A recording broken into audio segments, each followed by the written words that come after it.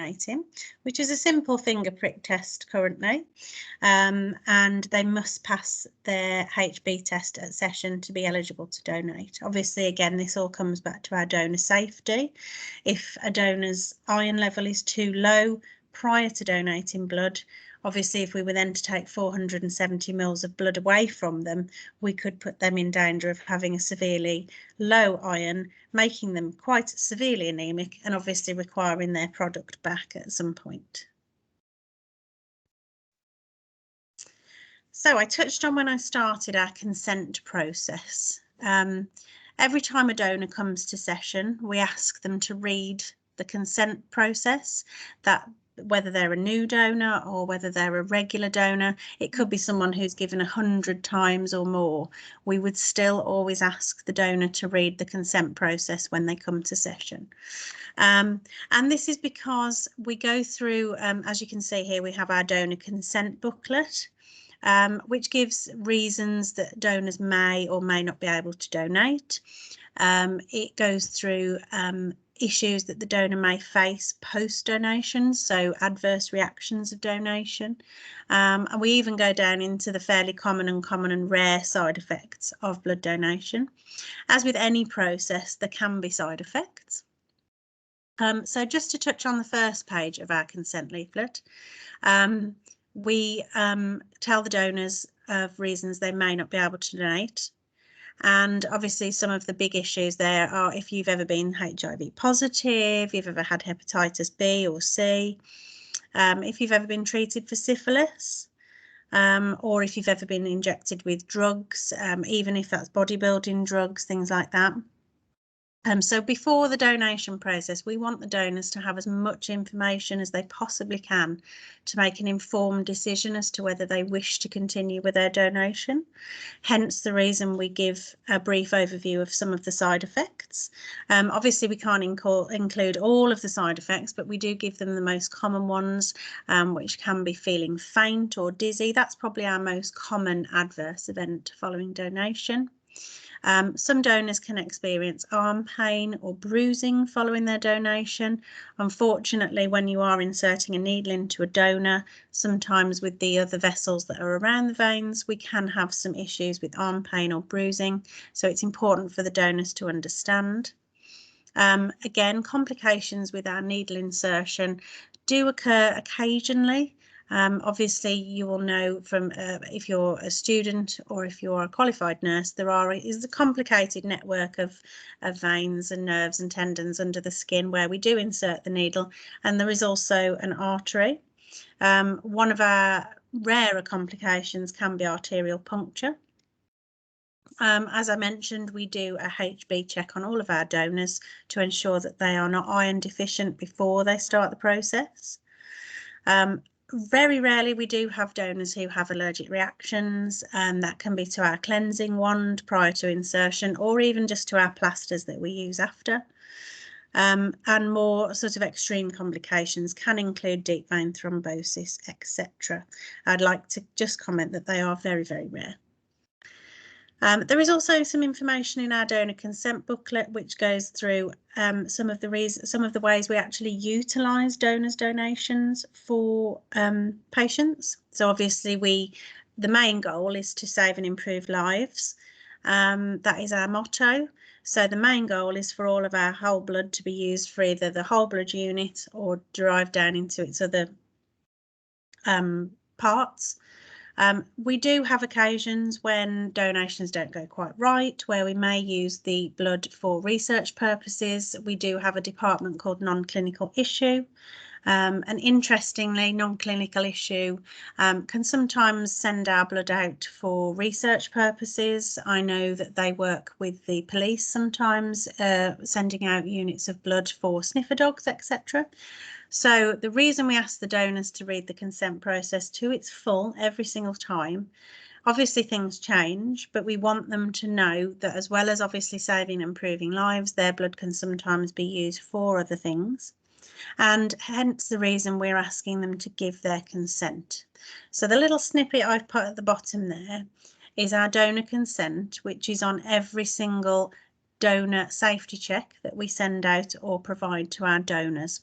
And again, the donor would be asked to read and sign this every single time they donate, just so that we are sure that they are happy to consent for their blood to be used in any way needed. As I say, we do change our guidelines sometimes depending on our requirements and needs. So again, it's about making sure that the donors read the information so that they are the most informed that they can be.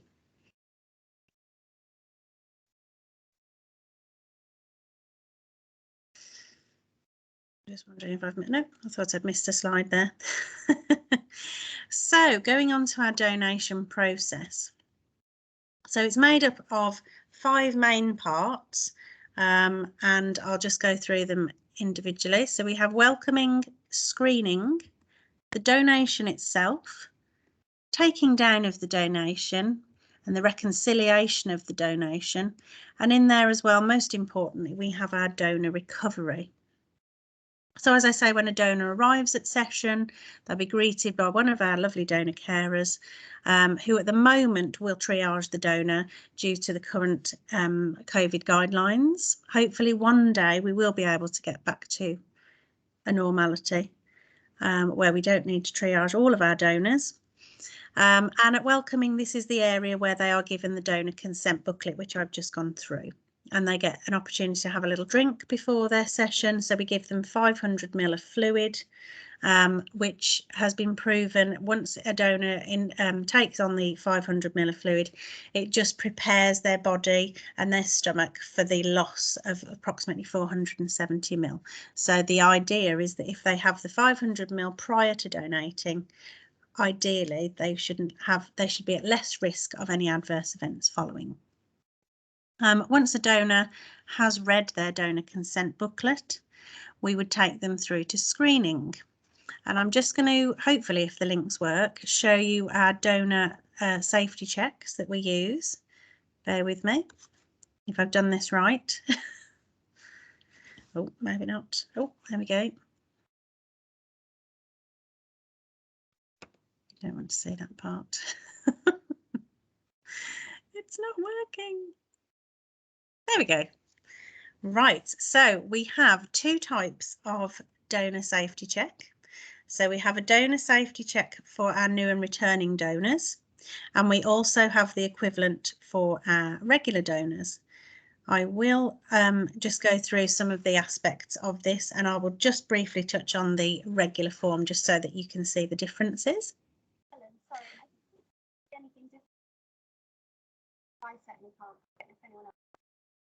Is someone asking a question? Because I can't hear you. You can't see anything different than the PowerPoint? Oh, can you not? Ah, okay. So that hasn't worked then as it should.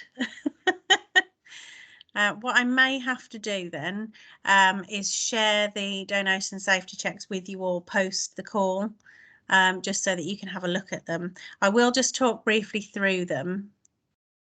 I did check them when I did the presentation, but they're obviously not working. I'd rather not have, I could probably do it. Would you all like to see them now? I just have to unshare my presentation.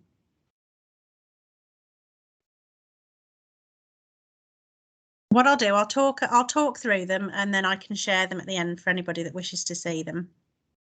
I'm just aware of time. So we do have 2 donation safety checks, as I say. So we have a new and a regular donation safety check. And these are approximately 36 questions that we ask our donors every single time that they donate. And it's basically to gauge a little bit about their medical history and their lifestyle history. When I do share them at the end, you'll note that some of the questions are quite personable.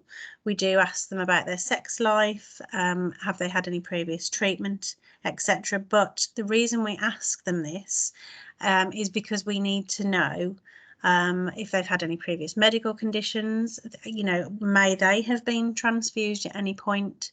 Have they had any serious illness such as HIV, hepatitis? Because obviously the reason we're doing this process is to make a product that is as safe as we can possibly get it. We do also do routine testing of our donations. So we take blood samples every single time someone donates to check for HIV, hepatitis and HTLV, just to name a few. I've got the news on. Could I just ask, if you have got the news on, could you just mute for me? Thank you. So once we're happy that a donor has been screened fully by one of our donor carers, they would then have their HB checked. Now, part of the nurse's role at this point would be if a donor had ticked yes to any of their questions and it was not within the realms of our donor carer acceptance criteria, the nurse would need to step into the screening booth at this point just to go through some of the information with the donor. And at this point, the donor carers that we work with do have quite a large remit that they can accept themselves. However, there are some more severe medical conditions, etc., that we would need to ask a nurse to oversee and then make a decision as to whether a donor can donate. And that does fall under part of our session management criteria for our nurses. And then once a donor has been passed as eligible to donate and they have signed their consent, you go through to the donation process, which is performed, as Amy said, by a qualified donor carer. Within NHS BT, our nurses do not venipuncture. So the donor would be escorted to a chair by a donor carer. Their pack would be set up. So their blood donation pack, which I do have some I can show you shortly, would be set up by a donor carer. Everything is labelled. I'm not sure if any of you have seen in our hospitals some of the barcodes that are used on our donations. So the donor safety check has a barcode, all the tubes have a barcode, the blood donation bags themselves have barcodes, and any other extra samples we may need to take all have donation labels on them, purely for traceability purposes. And it's possibly worth just mentioning here that our donor safety checks are kept for 30 years. It is a legal document which is kept for 30 years. So obviously, if there is any further issue down the line or any litigation, we can trace those donors and the recipient. So once the needle is inserted, the donor is on our machine, which we refer to as an agitator, for approximately 15 minutes. The process will time out after 15 minutes because it is quite a long time for a donor to sit and have a needle in their arm. We take approximately 470 mils of whole blood and its constituents. And then the donation, once successful, the donor carer would step back in again and do takedown. So takedown is just the process of us removing the needle from the donor safely. We ask that the donor puts 2 minutes of pressure on their venipuncture site to ensure hemostasis. And in this 2 minutes, we would actually work in conjunction with the takedown, and the donor carer would now be doing reconciliation at the bedside. Quite recently, we've introduced a system called Session Solutions out onto our sessions and in donor centres, where we actually use a handheld electronic device now, so everything can be reconciled at bedside with the donor right there. So, you know, a reconciliation, we're making sure that the donor is well. We're making sure that all aspects of our donor safety check have been completed. We're looking for missing questions, missing ticks, and that's our opportunity to speak with the donor just to ensure if there is anything that's been missed that we can catch it on session. And also, whilst the donor carer and or the nurse is stood with the donor at reconciliation, we can ensure that they are safe and well. We have a very diverse donor base, and the idea, as I've said previously, is that all our donors are fit and well when they come into session, which is how we like them to go when they leave the session. Donors would be recovered potentially at the moment on the donation chair because of the issues with COVID-19 guidance on sessions, and some of our sessions do offer a refreshment area. They are offered a variety of snacks, sweet and savoury, and cold drink to replace some of the fluid that they have lost. And it's important to remind you all at this point probably that our donors are all volunteers. They don't get paid for this, as I know some do in some countries.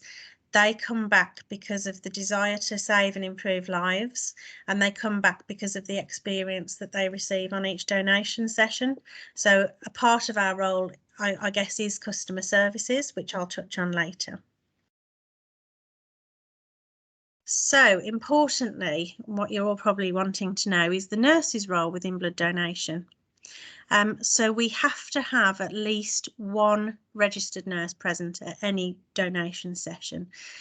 They take an overarching clinical responsibility for the session, and they are accountable for the actions of the donor carers that work with them on that donation session, because the donor carers, are not clinic. They are classed as clinical, but they do not hold a PIN number as would a nurse. So they're responsible for leading and managing the session and for the safety of the donors and the staff that they're working with. So the donor carers that they have on session, they will have drivers attending the session, and general public as well. In normal circumstances, you may have general public and children attend the session as well with parents. They're also expected to ensure the quality and safety of the component that's collected, whether that's whole blood or platelets via apheresis, etc. And one of their other roles is to ensure that the product that we are collecting is safe to supply to our patients. Nurses oversee the clinical assessment of all of our donors, as I've touched on, and they lead on all aspects of our donor care. Where a donor is deferred, nurses should explain the rationale to our donors so that they have an understanding of the reasons for deferral, and again create that positive experience for the donors so that they come back. Nurses are clinically accountable for the effective delivery of the operational and clinical standards we expect on session. So that's the standards of care and the donor experience. And of course, ensuring that all of our expectations from our donors are met. Our donors do expect a certain level of care and treatment whilst they're on session. So it's part of the nurse's role to ensure that this is maintained. They provide the effective management of donor sessions, maximising our productivity and delivering our high standards. We expect that our nurses maintain their own clinical competency, including their basic life support, and they will also potentially work with their senior sisters, so the Band 7s, to provide team training to their wider team. And we also expect that they are to complete NMC revalidation, as with any other career in hospitals, the wider NHS, and ideally improve our practice. So we're very encouraging of donor carers and nurses within NHS BT to be innovative, and if they can think of a better way to do a process or a new idea, we're very encouraging of people to bring these forward, because without new ideas we can't develop. So we don't quash those. We would like people to bring ideas to the fore. We ask our nurses to lead and promote all of our expected behaviours as per their NMC code, which again delivers an excellent donation experience for our donors and ensures a high quality of donor satisfaction, donor retention. And as with everything, the nurses that we have are expected to adhere to the NMC Code of Conduct and display those expected behaviours when visible on session. And of course, we all wear uniforms as per the wider NHS, so we like them to be visible leaders on session and ensure that our sessions are well led. So as a student with NHS BT, what could you learn? What could you expect to learn from us? So as I say, as Amy's touched on, clinical decision making and assessment, major aspects of clinical leadership and autonomy. We'll teach you how to be autonomous in the workplace, because very often you may well be the only nurse running a blood donation session, whether that's out in the community with a mobile team or whether that's within one of our donor centres. We'll teach you how to utilise a high level of communication. You need to be able to communicate with your donors, your donor carers, your peers and senior management. We give you all the aspects of successful team management. We would teach you how to take part in audit and quality assurance processes. Obviously, we do have some adverse events on our sessions occasionally, so we give you all the information and knowledge you need to manage these issues effectively. We're able to provide training with risk assessment processes in conjunction with our health, safety and wellbeing team. And also, as I've touched on previously, we'd also teach you aspects of how to maintain a high level of customer services to ensure our donor retention. Alongside all that, you would also gain a real in-depth knowledge, of the donor carers role. Without the donor carers, we don't have a team. The donor carers you would work with on session, they do have a great deal of responsibility also, and they are your team. They are how to make our teams effective. So we'd give you a real overview of their role also. Just to touch on some of the products that we do collect, obviously I work mostly within whole blood collection at the moment. However, I do have a knowledge of apheresis collection. So when I mention apheresis, I'm talking about collection of platelets and plasma. We also collect our platelets and plasma, which can then be split down into the sum of its parts. So, you know, we can make fresh frozen plasma. We can send out platelets in their, you know, their sort of purest form by collection apheresis. And then obviously with the process of whole blood collection, we can split that product down again for pooled platelets and plasma. The journey of products is quite a significant one. Obviously, we have many people that work with us, so this is just a little overview. This doesn't include everyone that we work with. So obviously, it starts with our donors coming to see our collection teams, who will then donate their blood, which is then collected from those sessions by our logistical department, so our transport department. They then take the blood or blood product to where it needs to go for testing. And this is where the process of testing our mandatory samples is done. Any extra tests required would be tested here. Once a product is deemed to be safe enough, it goes through to manufacturing. And obviously this is where our products are manufactured. I probably should have said, but once a donor gives a single unit of blood, that can then be processed into 3 units for transfusion. So if you think about it, each donor that comes in through the door, that 1 unit they are giving, we always ask them to remember to times that by 3. So if someone's done 100 donations, which we do see quite a lot of, we always ask them to remember that they've likely helped at least 300 people.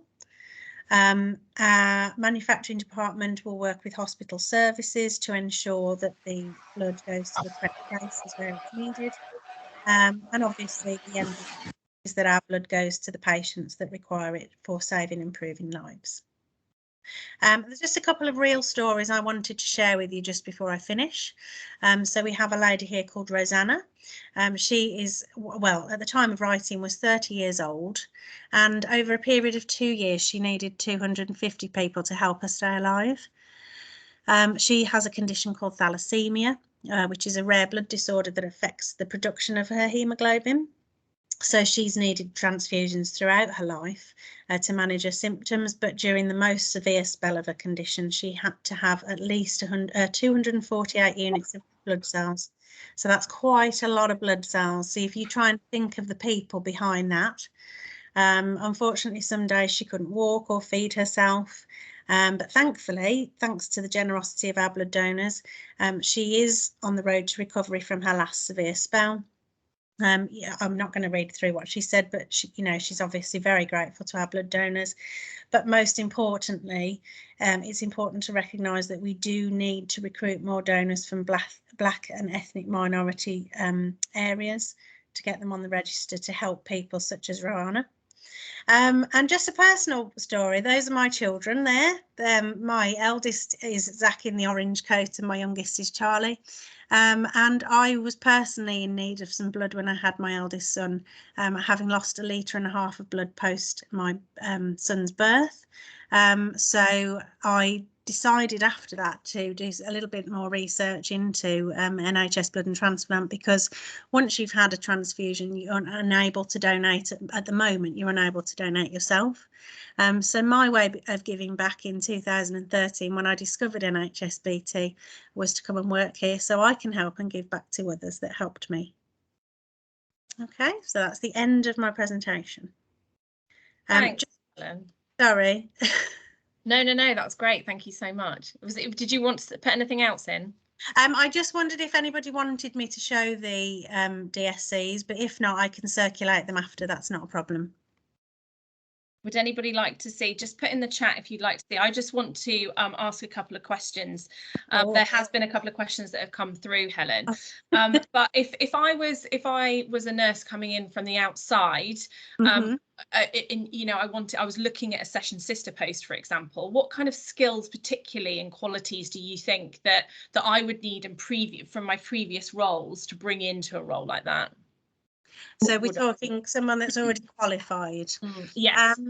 Well, I guess a general knowledge of nursing would be good. I mean, my background was trauma and orthopedics, so I had seen blood transfusion in action.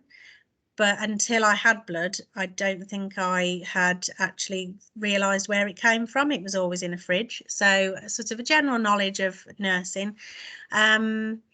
Interested in helping people in a different way, I would say.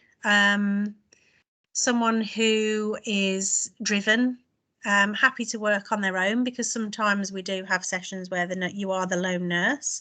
You will always have support, but you are expected to be quite autonomous in your decision making. Some sort of experience of team management would be good. However, you are working with a senior sister. And I think just a general desire to try new things, being innovative. Yeah, just general things like that. I'm trying to think of what I had when I joined, and I think it was just a desire to do something different. Absolutely. I think a lot of students, and sorry, I'm generalizing out there, and do shout out people on the call that if you disagree, but it's that kind of, what do I need to get to a position? Yeah. You map out your career a lot of the time and say, right, well, I'm going to do a year on trauma and orthopedics because I want to be an ED nurse, you know. So actually, I think what we're saying is that just general nursing training, we can develop leadership skills while you are here, but that ability to want to develop into and gain those leadership skills, I think that's probably quite important. And I think that clinical decision making that you get through your undergraduate training sets you up enough to be critical about some of the decisions you're going to be making when you're managing the team, leading the session and discussing donor eligibility, for example. Would that be fairly accurate, Helen, do you think? Yes, yeah, I think so, yeah. And it is really helpful to have a wide, you know, you might find when you finish university you want to specialise, you might do general medicine, but you know, you will always get that donor that comes in with something you've never heard of. So having a general knowledge of some of the, you know, sort of general most common conditions and things like that is always useful. But as Amy said, we will develop you. I must say, I had limited sort of leadership skills when I came into NHSBT. I'd been in a job where we weren't sort of pushed to develop, we weren't offered any extra training, any sort of different roles to explore, and I didn't find that till I came to NHSBT. And we are pushed to develop ourselves, we're pushed to be the best, without wanting to paraphrase the army, we're pushed to be the best that we can be, and we are developed where our skills lie. So if you've got a particular interest in research or, you know, that's why I say we always encourage ideas. If you've got an idea, we're really encouraging. It's one of those places, we're really diverse and we like to be inclusive. Thanks. Yeah, thanks, Helen. There is a couple of questions just from participants, so thank you for those that have set them in. I will go to a specific question for you, Helen, and are donors asked about the COVID-19 vaccine, and is this given to, sorry, this is Miranda's question, and so that any patient receiving the blood is aware of it. So do you know? Miranda, so on our donation safety check, there is a question on whether you're a new or a returning donor, as to whether you've had any vaccinations or immunisations within the 8 weeks previously to your donation session. Obviously, that does include at the moment the COVID-19 vaccination. So donors are asked to declare whether they've had them. At the moment, I don't believe that that is open knowledge to any recipients. I know that the questions have been asked in the background, but at present the information wouldn't be privy to those recipients. Lovely, thank you, Helen. And someone has asked if you can circulate the donor questionnaire, if you could pop it in the chat, and then yep, people can access it. But I'm just conscious of time, so thank you so much, Helen. That was really that was great. And if you've got any further questions for Helen, yep, that's absolutely fine. We can collate them, and we can go back to Helen at some point this morning. So there's just been a couple of questions about placement length, and what I'll do is if there's anything generally about placements and engagement with us at NHSBT, I will answer those for any lecturers or students that want to know at the end. But now I will swiftly hand over to Nikki Newbound, our Head of Education for Therapeutic Apheresis. Morning, Nikki. Good morning everybody. Thank you very much. Thank you, Helen. I'm just going to share my screen.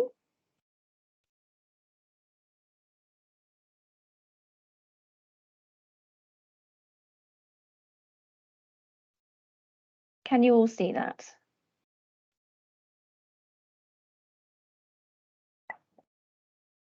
Yes. Okay, so good morning, everybody. As Amy said, my name's Nikki Newbound, and I'm actually the Senior Nurse for Education within Therapeutic Apheresis Services, which we refer to as TAS in NHSBT.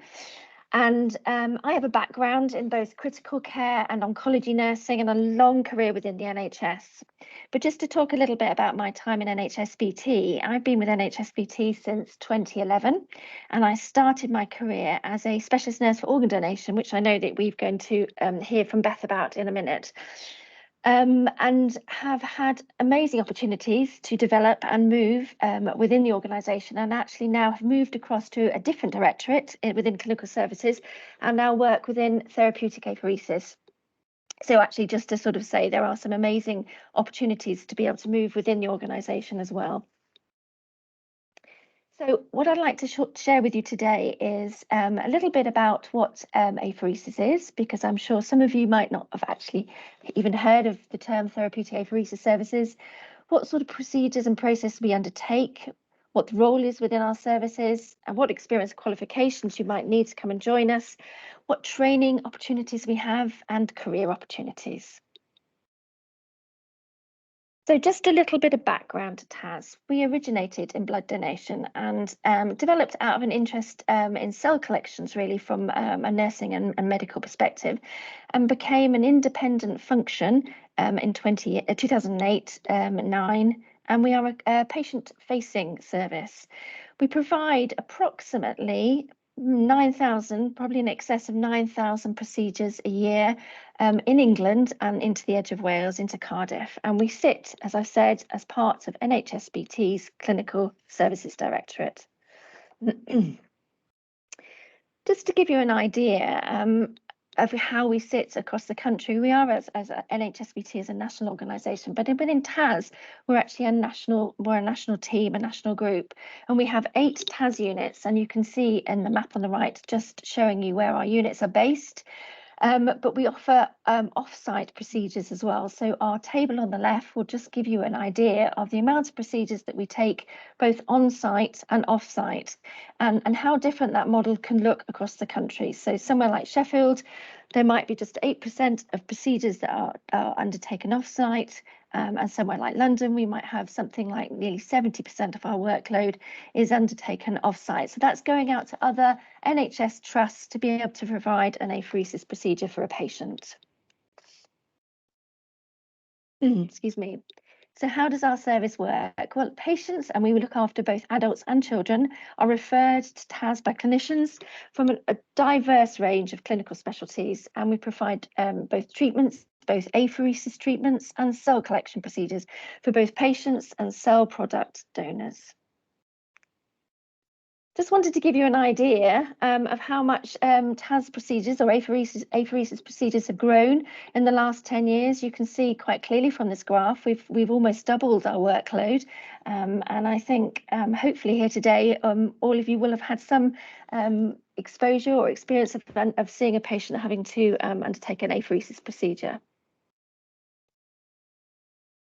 So our strategy within TAS, well, we really want to make sure that all patients have access to an apheresis procedure as and when they need it, and we want to be the provider of choice. We are a national function. We offer a 24-hour day, 7-day-a-week service, and we sit across the country, and we absolutely provide the best apheresis services across the NHS.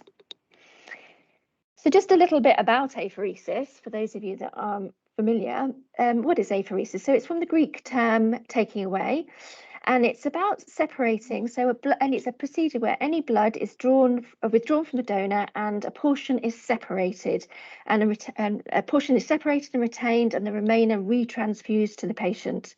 So we can do that. Types of apheresis procedure can be a plasma exchange, which will be plasmapheresis, removal of white blood cells, which will be leukapheresis, removal of platelets, which is thrombocytopheresis, and red blood cells with erythrocytopheresis. And its primary purpose is to modify the pathological process. So we want to do this through a continuous process, and we need to use a dual arm access and continuous flow. Once that blood's circulating in the machine, we can separate these blood components through either centrifugation, filtration, or absorption. And we use something like an absorption system for patients that may have something like high cholesterol, which I'll talk a little bit about later. So what might this blood look like if we put it in a test tube just after it had been spun through the centrifugal process? Our heavier cells would sink to the bottom, and our lighter cells would rise to the top, and we would be able to identify and pull out the cells that we have selected through our procedure. What sorts of procedures do we undertake in TAS? This graph just gives you an idea of the sorts of different procedures that we can undertake in TAS. We can undertake anything from plasma exchange, red cell exchange for our patients with sickle cell disorder, something called ECP, or we may be working with patients that are undergoing stem cell harvests, and it just gives you an idea there on that graph of how many procedures we might do over a year. So as nurses, what do we need to do? What do we need to have to be able to access, to be able to deliver these procedures to patients? Well, we need to have venous access. We'll always look at peripheral access, but often our patients that are coming back for regular treatments and procedures will have central access, which we would need to be able to use. And we may go on to be able to use something called a vortex port or other more long-term devices within our patients, and obviously that would be something that our nurses in TAS would undergo some training to be able to access. We also would look to train our nurses to be able to undergo something called ultrasound deep vein cannulation for those patients who, again, peripheral access has been used regularly, and we might not be able to easily cannulate those patients. So where might you have seen therapeutic apheresis? What sort of patients might have these conditions? So you'll all be familiar, I'm sure, with patients that have sickle cell disease. They would come to us and need something called a red cell exchange, where components of their blood are removed, their sickled blood is removed, and we would retransfuse them with some new red cells. And this procedure would be undertaken either for somebody who was in a sickle crisis or a patient as part of a patient's regular ongoing treatment. We might undertake something called ECP for patients that have cutaneous T-cell lymphoma, but also used in something called chronic graft versus host disease, which patients can suffer from after some intensive chemotherapy treatments. And as I mentioned before, we might look after patients that have something called familial hypercholesterolemia, where we have a device that can remove cholesterol from the blood with something like a 70% reduction in cholesterol after the procedure. So as you can see, TAS is already shaping up to deliver quite a diverse selection of procedures to our patients. Again, where you might have seen patients having procedures might be in areas of neurology. So somebody that has presented with acute Guillain-Barré syndrome or somebody in a myasthenic crisis. And these patients might well be in intensive care and in critically ill.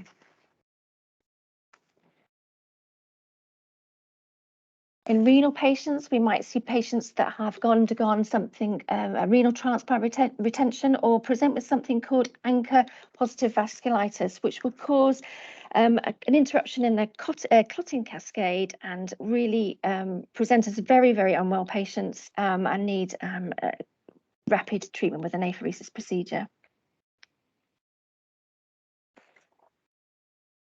And again, in our hematology patients, we might see the need for a plasma exchange for those with myeloma, or something called TTP, which is thrombotic thrombocytopenia purpurea, which is an emergency, and one of the emergency procedures that we would absolutely have to mobilise our nurses to within a matter of 4 hours. They would need treating. These patients will need treating, otherwise mortality is up to something like 90%, which can be reduced significantly if they're put on a plasma exchange and treated within 4 hours. So this is why we provide a 24-hour day, 7-day a week on-call service to be able to treat those patients and our sickle cell crisis patients as well, and anybody else that presents in an emergency. So just to move across a little bit to a different part of therapeutic apheresis services, we also talked about our procedures and our treatments, but we also undertake cell collections in apheresis, and we refer to those as peripheral blood stem cell collections, and that's a huge part of our service in TAS. And we can collect stem cells in children as long as 7 months and weighing as little as 7 kilograms in weight. So again, a really diverse group of patients. And we can collect those patients. Stem cells can be collected for an autologous patient where the transplant uses their own patient's stem cells. And in this procedure, the stem cells are collected from the patient, frozen in liquid nitrogen before transplant conditioning. Following this, the patients will get returned. The patient's stem cells are returned to the body to help them produce healthy red and white blood cells and platelets. And we also undertake allogenic stem cell collections, and we work in partnership with our registries, BBMR, Anthony in Oakland, DKMS, to collect stem cells from allogenic donors, both unrelated and half related, so haplo identical. Related donors are commonly siblings, and some donors are now collecting from parents for child or child donating for parents. So I'm just going to pause here for a minute, and I'm going to ask Beth just to share a short film with you that just demonstrates a little bit about our patient's journey undertaking peripheral blood stem cell collection in apheresis. I'll just stop sharing my screen.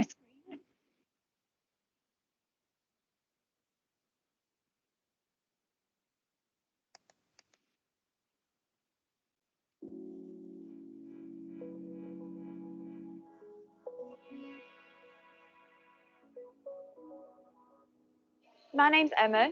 I'm a nurse practitioner for therapeutic apheresis services, and this is our apheresis unit in Sheffield.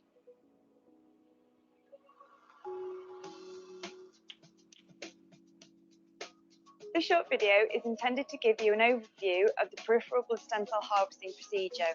The name is frequently shortened to a stem cell procedure or PBSC.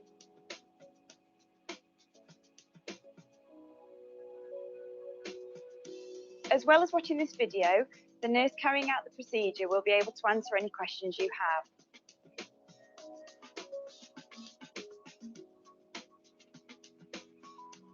To collect your stem cells, we use a machine which is called an Optia. To start the procedure, we will need some sort of access to your veins. This is because your blood has to be circulated through the Optia machine so that your stem cells can be collected. Some patients may already have an access line inserted as part of their treatment, which we can use. But if not, you will need to have a couple of needles sited, one in each arm. This will be done just before the procedure starts. Your nurse will discuss this with you before you proceed.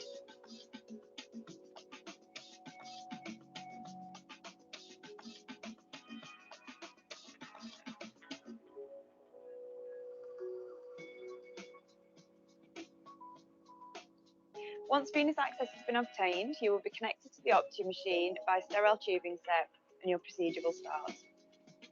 Your blood will travel around the machine on a continuous circuit. Your blood will be drawn away from you on one arm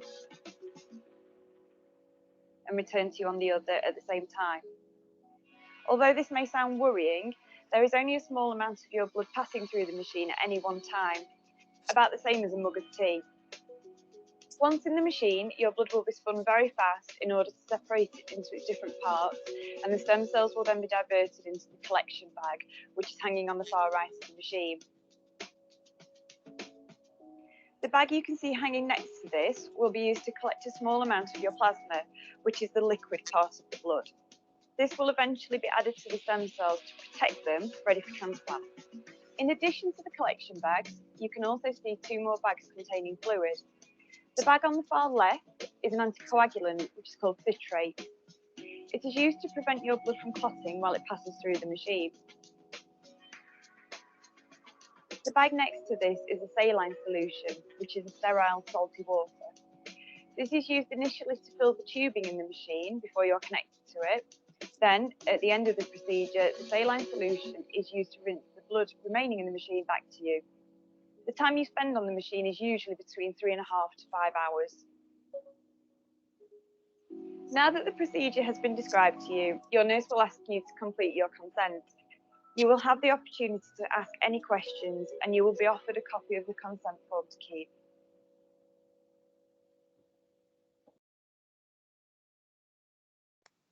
Thank you, Beth.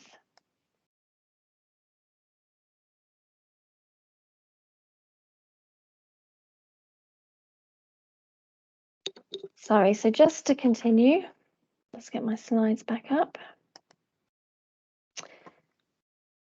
Okay, so what a placement might look like, what can we offer you in TAS?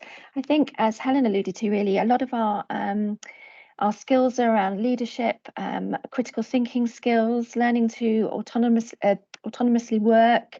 You'd obviously be working alongside always with a supportive member of our team, and we would wherever possible want you to be able to experience both on-site procedures within our units and off-site procedures.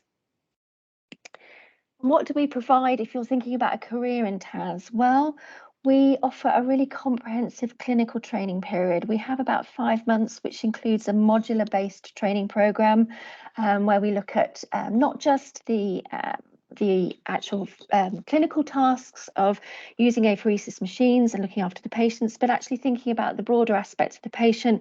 When we look at some of the disease processes, we might look at things like communication styles and communication techniques with our patients.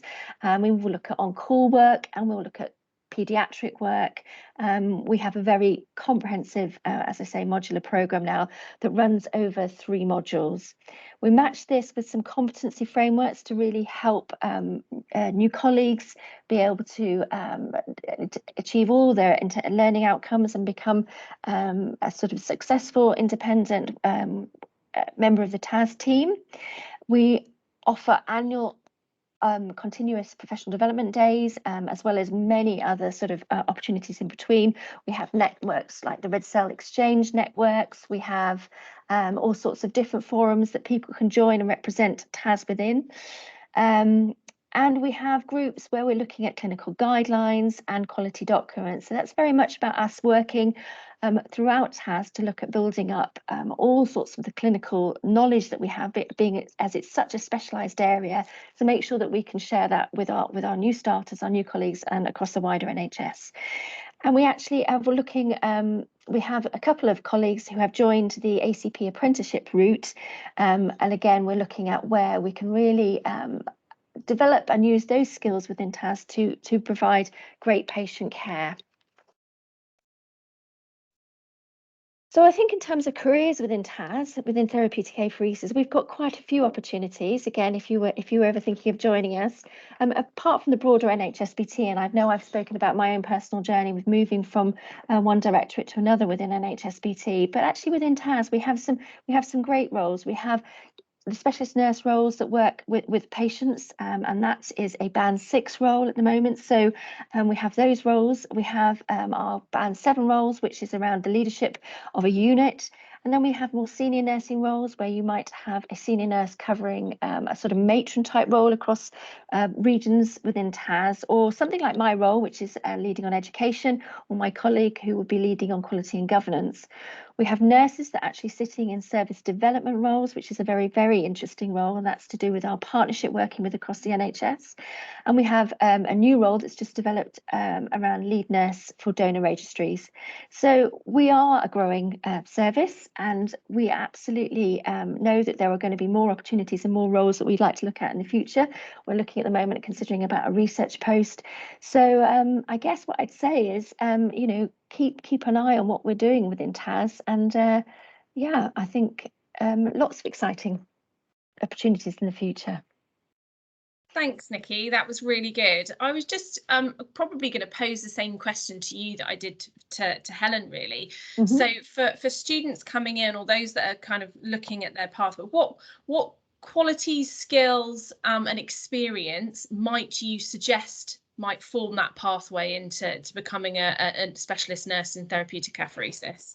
So what we ask at the moment, because it is a band 6 role and because there is some autonomous working when you go off site for on-call, what we ask at the moment is obviously a period of consolidation post-qualification, and actually then some experience within an acute sector. So either within an A&E setting or within an intensive care setting, just to be able to have those acute clinical skills that we would want to have when looking after our patients. So that's probably our ask at the moment. So it's about the kind of acute A to E assessment that you really need to be able to recognise a deterioration in a patient that you're treating and things like that. Absolutely. And I think clinical confidence and clinical decision-making skills that would come with that as well. Yeah. Okay, that's great. Thank you very much. Okay, is there any questions particularly focused around therapeutic apheresis? No, so yeah, that's true. So Nikki, do you want to answer that? So where actually it's quite a good question. So where we haven't got therapeutic apheresis centres, NHS Beat Blood and Transplant, how are patients accessing that treatment? So currently there are centres, other centres that sit within other NHS trusts. So they are providing some form of apheresis procedures to their patients. We sometimes pick up those if they don't, you know, if there are some shortages with staff. So at the moment there are, but there isn't a national body as we have that provide this 24-hour, 7-day-a-week service that sits across the country. Thank you. So there's well, if there's any questions, if you just pop them onto the form, and then we will I'll ask Nikki as we go. But what I would suggest now, if there's nothing imminent, I will just, there's been a few questions coming in about placement, so I thought before we go for a coffee, I'll answer those questions for you. Nikki, I think there may be a question coming in for you, so if you're all right to just hold fire for a second. So just to let you all know, those that are lecturers or placement facilitators, or even students that are interested in having an experience, a placement, we offer whatever we can to facilitate an experience for you. So if you are interested in coming in and working within the teams, we do placements. Some of us, some universities only want 2 weeks, but also the length of placement we've had is up to 12 weeks. So someone can be with us for 12 weeks, rotating around our services. I would say if you really want a good insight into what we do and to develop those skills and to try and achieve in those proficiencies, then I think a good decent amount of time, so you know, 8, 9, 10 weeks is a good, it would be a good placement opportunity. However, coming in on a 2-week spoke placement is equally as valuable if you're just getting an insight into some of the work we do. So what I would recommend is speaking to your placement office and telling them that to reach out to us, and myself and Beth. At the moment we are running the placements with our regional student lead nurses. So do get in touch. We will do what we can and facilitate what we can for an experience for you. And that's across the board. We're just setting up with Manchester, like I said, at the moment. placement. We have lots of services in Manchester, so there's been a couple of people that have asked about that. So I hope that answers some of the questions that have been coming in regarding placements. So what I would suggest now, and it's bang on 1:45, like that's perfect. I think we all probably need a screen break for a minute. So if I say, if we have a coffee and come back at 11 o'clock, is that okay, Emma?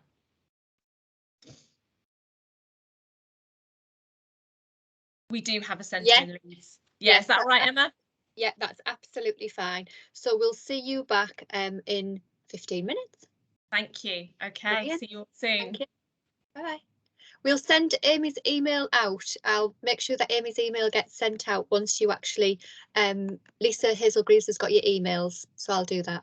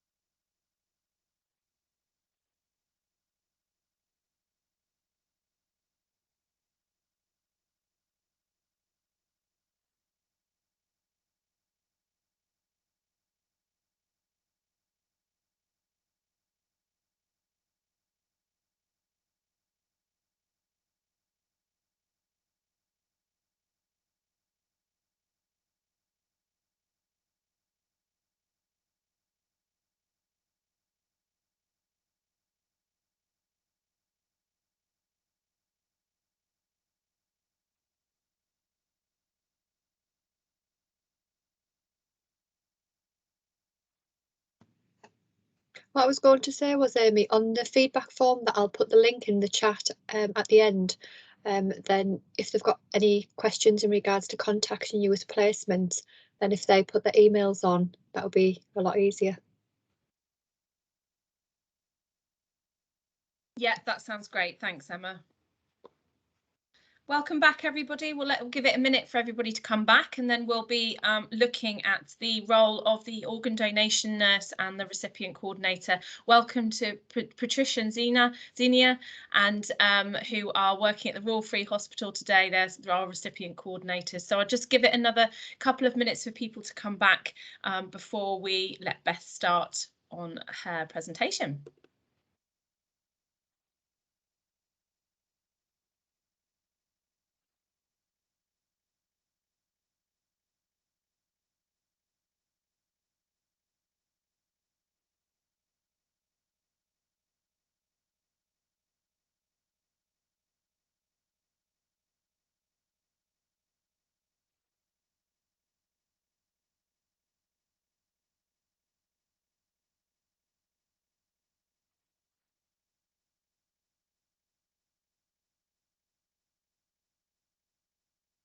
I might just load it up while we wait, actually, and then I'll be prepared when we start. Great idea, Beth. Hopefully you've all come away from your screen 15 minutes. It's so tempting to jump into the emails and start frantically doing them, but it's really important that you get up and move about. Although we might probably finish a bit earlier than 1:30 as scheduled today, still it's nice to have that screen break, keep you refreshed.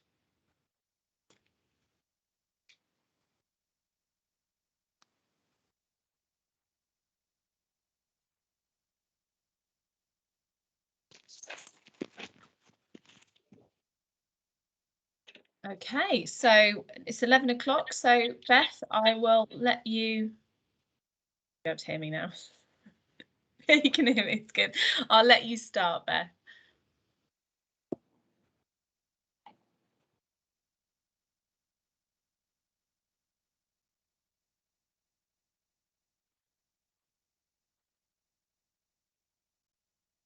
Let's try that. Can you hear me? Perfect. Okay. You'll have to excuse me. I have consistent problems with my sound. It's kind of my trademark. It's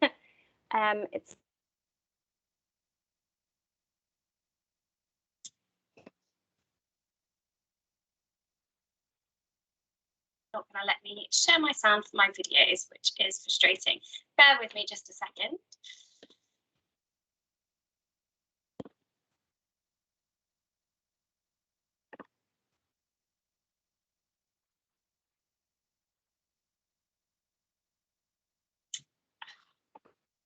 Do you know, I knew this was going to happen. I spent all morning, I could share the sound for Nikki's presentation, and now I've plugged my headphones in. It's not going to let me share my sound. I'm really sorry. Amy, if I can hand over to you for just a second, I'm just going to leave and re-enter the meeting to kind of wipe all the trouble that I've just caused. Bear with me, everyone. Yes. Absolutely. I mean, this is part of having a live webinar, isn't it? You know, we are all very in tune to these complications of the virtual world that we've been living in for the last 2 years. So, but just to say, I suppose, just to reiterate, I know there's been some questions coming through about you know, having a placement opportunity. There are, we can, wherever you are based, if you're a qualified member of staff and would like to do some shadowing, then do get in touch with us, or if there's someone specifically that you know that you would like to shadow, get them to touch base with us, and we can look at that opportunity for you as well, depending who it is, where it is, workload, etc. For and like I said, for placements, you'll have to go through your university first to see if they want to, and then they will coordinate with us, or and we can try and facilitate something for you. So Beth, how's it going? Okay, you're very, very quiet.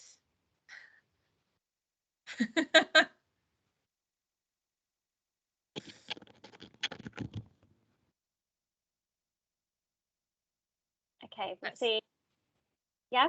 Okay. Yeah, we're gonna go for it. You'll have to jump in if my sound disappears or you can't hear me. So this should just be opening. So, hi everyone, my name is Beth, and when I'm not having sound troubles, I am the Deputy Corporate Lead Nurse at NHS BT. So I work with Amy, looking at professional development of our nurses all over NHS BT. And my previous job in NHS BT was as a specialist requester, which is a kind of offshoot of the job of the specialist nurse for organ donation. So I did that for kind of 3 years, and then I moved into the professional development team within organ donation as well. So I'm just going to spend some time talking to you about organ donation, where we are in the UK with that at the minute, and then what the job role entails. So we're going to cover, as I said, what's going on in the UK, some contraindications for donation, which organs you can donate. I'm going to talk a little bit about the organ donor register, the different types of donation that we have, and then the role of the specialist nurse for donation. Before we do that, I'm just going to go over a few of the terms that I'm going to use. So when I talk about donation, I'm talking about the giving of a tissue or an organ to a person that needs a transplant. Although I'm going to be focusing mainly on organs because Vicky, one of our lovely nurses, is going to talk to you about tissues later on. So the recipient is the person who's going to be receiving that organ. And the transplant is when an organ or tissue donated by somebody is placed into a patient to replace an organ or tissue that isn't working for them. And when I talk about the NHS Organ Donor Register, what that is a confidential, secure database that records the decisions of everyone in the UK who does or doesn't want to donate their organs or tissues when they die. So looking at the current figures in the UK at the minute, there are 4,256 people waiting on the transplant list in the UK at the moment. That number is actually a little bit lower than it normally is. So it normally sits at around 6,000. But unfortunately, that's not because we managed to transplant more people this year. It's because there were quite a lot of people that had to be removed because they became too unwell to receive a transplant. There's also a lot of COVID issues with admitting people who are immunosuppressed to intensive care. So last year we had 1,180 donors in the UK, which is absolutely fantastic considering the situation we were in with COVID. And that led to 2,947 organs transplanted. So a really good figure. But unfortunately, despite those numbers, 474 people died last year still waiting for a transplant. And that doesn't include the people who were taken off the waiting list. Only 39% of us in the UK are on the organ donor register to opt in, and 3% of the population have opted out of the organ donor register. They've said that they don't want to donate after they die. So you'll have to excuse me, the slide is quite busy, so I am going to talk you through it, but I just wanted to really show here how important it is that we offer everyone the opportunity to be an organ donor who could be. So of the 67 million people in the UK, there are around 680,000 deaths a year. And of those, only 380,000 die in hospitals. So those who die in hospices or at home, unfortunately, aren't suitable to become organ donors. And you have to die in a very specific way in a specific place to become an organ donor. So you have to die or be dying in a critical care area, either from withdrawal of a futile treatment or by death from neurological criteria. So that really, really tightens that number. Of the 380,000 deaths that happen in hospital, only just over 7,000 of those are potential donors because of where they've died in the hospital. And then of those, just over, well, nearly 6,000 are referred as potential donors. So that's when the units, either, ITU or ED, will ring us and say, there's someone that we think could be a potential organ donor. And that's how we would find out about them and go to assess that potential. So of that, a number of those will have had contraindications, and we'll talk about contraindications a little later down the line, or have opted out on the organ donor register, perhaps. So of that, we made just over 2,000 donation requests, and that's when we go and speak to a family and ask them to support organ donation. So about 1,500 people consented, so families said yes and supported that. And that led to the donors that we spoke about, so 1,180 donors, leading to the nearly 3,000 transplants. So I think that really shows, you know, of the 680,000 deaths a year, only just over 1,000 become actual donors. So we really need to highlight everyone that could potentially be an organ donor and offer their families the chance to support that as an end-of-life care option. So I know we don't have the kind of the shouting out function in here and we're not using the chat box. So what I want you to do is just take a few seconds to have a look down this list and just think to yourself which you think might be a potential contraindication. So I'm just going to give you a few seconds to have a look and have a think about that.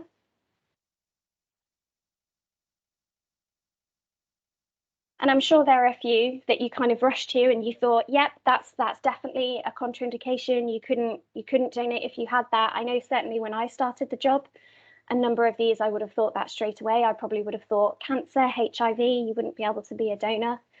But actually, in fact, none of these, and there is a caveat on that, which I'll go through, are actual contraindications to donation. So we do have an upper age limit on donation. And again, if you have a bit of a think of what that number is in your head, because this surprised me as well. I don't know about you, but in my head, I thought maybe 70, 75 when I first came into the job. But in fact, our upper age limit is 85. And I have seen an 86-year-old donor as well. So that isn't a contraindication that's absolutely set in stone. It's what we call a kind of a relative contraindication, because if you're 86 and you're really healthy, you've got no past medical history, your blood results are absolutely fine, you're still, you know, swimming or cycling every day, then we would absolutely still consider you as a potential donor. Things like Alzheimer's isn't a contraindication for organ donation, although would be for tissues, but I'll let Vicky talk to you about that. Things like sepsis, obviously you can become very unwell from that. And if you are dying with sepsis and we can't control your death, then that would be. But if it's an infection and we know the cause of that and we know which antibiotics would treat that, then we could absolutely treat the recipient for whatever that infection may be. HIV, this is relatively new, but we can transplant HIV positive recipients from HIV positive donors. So where those organs wouldn't have been utilised beforehand, they now can be, which is fantastic. And similarly with hepatitis, and actually with hepatitis C, because that can be treated. If a recipient is really unwell and waiting for an organ, it might be that they would, you know, receive an organ that was from a positive hepatitis C donor, because that can be treated. And then cancers, a lot of cancers are contraindications, but if you had kind of a very localized cancer in situ that had full removal and you didn't require any kind of further follow-up and that was excised, then you still could be a donor, but that would need a lot more investigation, and the recipient centres would want a lot of information about what treatment you received, what follow-up you're having. So what can be donated? This again is a very busy slide, which I think is a good thing, and it's because you can donate so many things. And I will skim over the tissues because I know that Vicky's going to talk to you about those, but have a look on here and see if there's anything that really surprised you about what you could donate. I'll give you just a second to look through, see how well I match the pictures to the words. So I think when I started the job, things that surprised me maybe with the bowel, I don't think I'd have thought about that. And then certainly some of the tissues that you could donate surprised me. But the bowel, you know, that's a really amazing transplant and it's really rare. So maybe 8 donations of what we call a multivisceral donation, which is the bowel, and it can include maybe liver, kidney, maybe even your pancreas. So that's a really rare donation, which I think is, you know, is amazing. And also the liver on there, that didn't surprise me, but what did surprise me is that in certain circumstances, your liver can also be split. So if you're donating your liver, you can donate the larger part to an adult, and then the smaller segment that could go to a child as well, which I think is really amazing. So I am just going to play this video to you. So it is 5 minutes, so sit back. It's a chance for maybe to finish your cup of tea that you made in the break. And it's just an overview of how the organ donation process works. And this animation explains it in a much more eloquent way than I could do. So I will leave you in its capable hands. Each year, thousands of people receive a life-saving organ transplant, with thousands more receiving life-changing tissue transplants. Beth, we can't see the video. Again, We can hear it, but we can't see the video. Oh, it's not on the slide for you. Oh yeah, I can see the video, but it's got an echo, Beth. So I don't know whether it's coming out of your. Okay, let me. I'll put myself you on mute mute. yourself. Yeah. Yeah.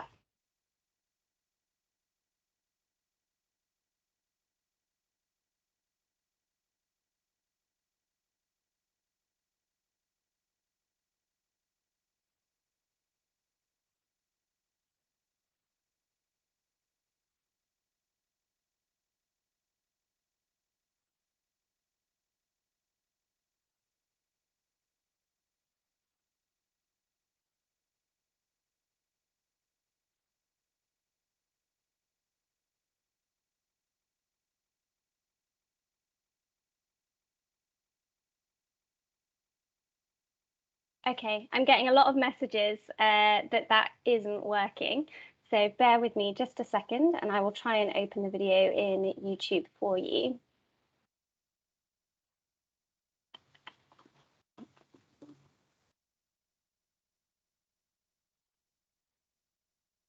That's really odd because it was working for me. Yeah. Yeah. I'm just going to see if I can open it on YouTube and then I'll share my screen that way. flavouring sugar is just a big lie to make you a sugar Playing on junkie. YouTube. Let me just skip those ads. Sorry for those of you who had the first section because now you'll get to watch that bit again. Okay, so if I stop presenting this one. I wonder if it's the difference of playing it going through the app or on the desktop potentially. I don't know. Yeah, potentially. Anyway, give it a go. Oh, it's.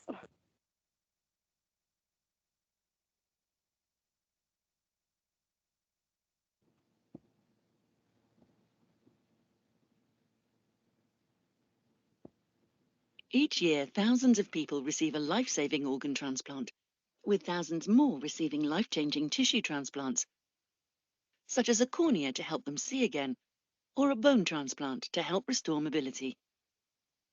This is only made possible because people are willing to help others by donating their organs or tissue when they die. So how does it work?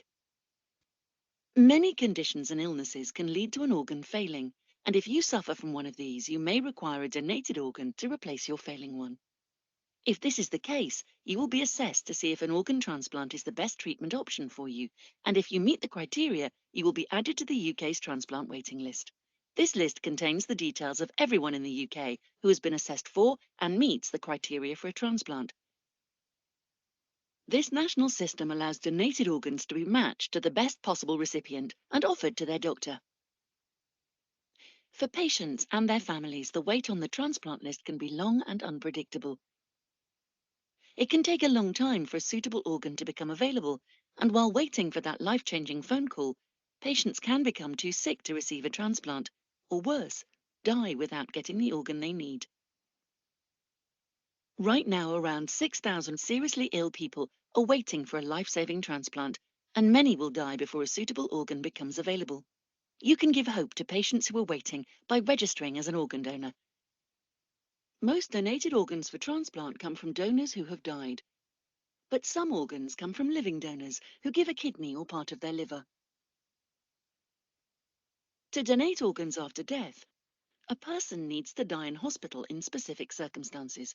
Often it's when someone can't be saved after a serious accident or sudden brain injury, such as a stroke or brain hemorrhage.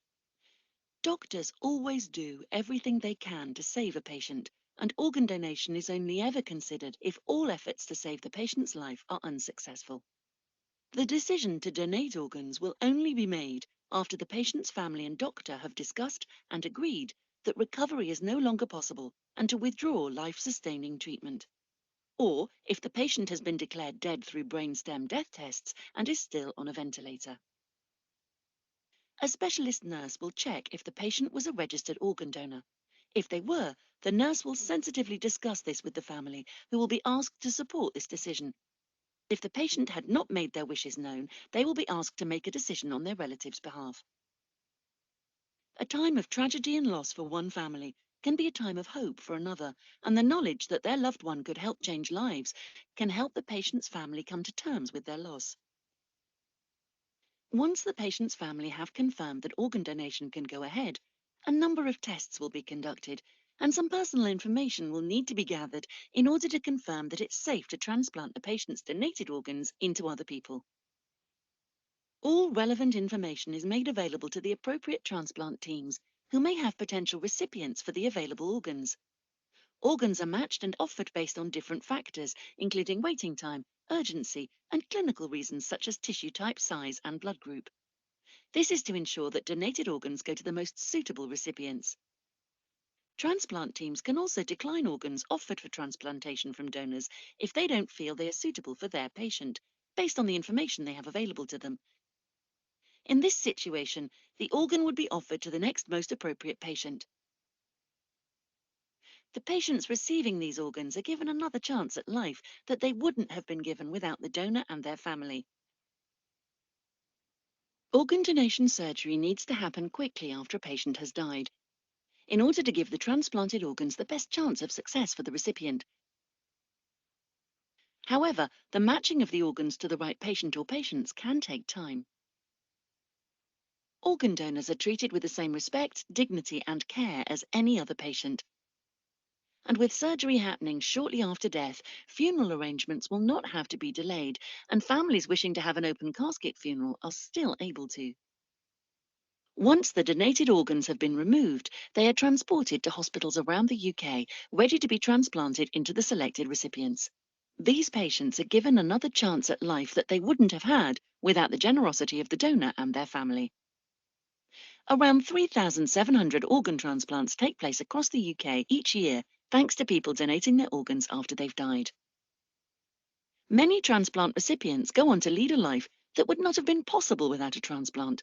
This not only impacts on the recipient, but potentially the quality of life of their family too.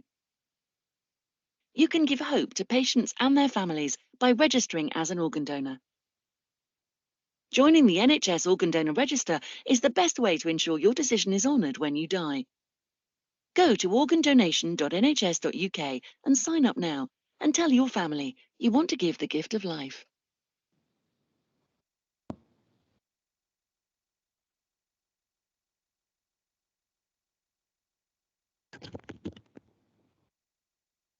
Thanks, Beth. That video is brilliant. Thank you.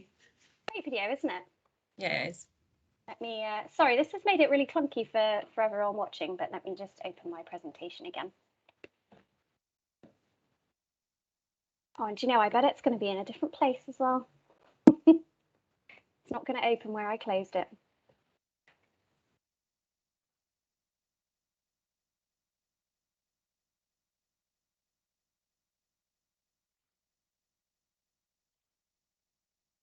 So if anyone wanted a refresher on the slides that we've just covered, you get a quick one right now.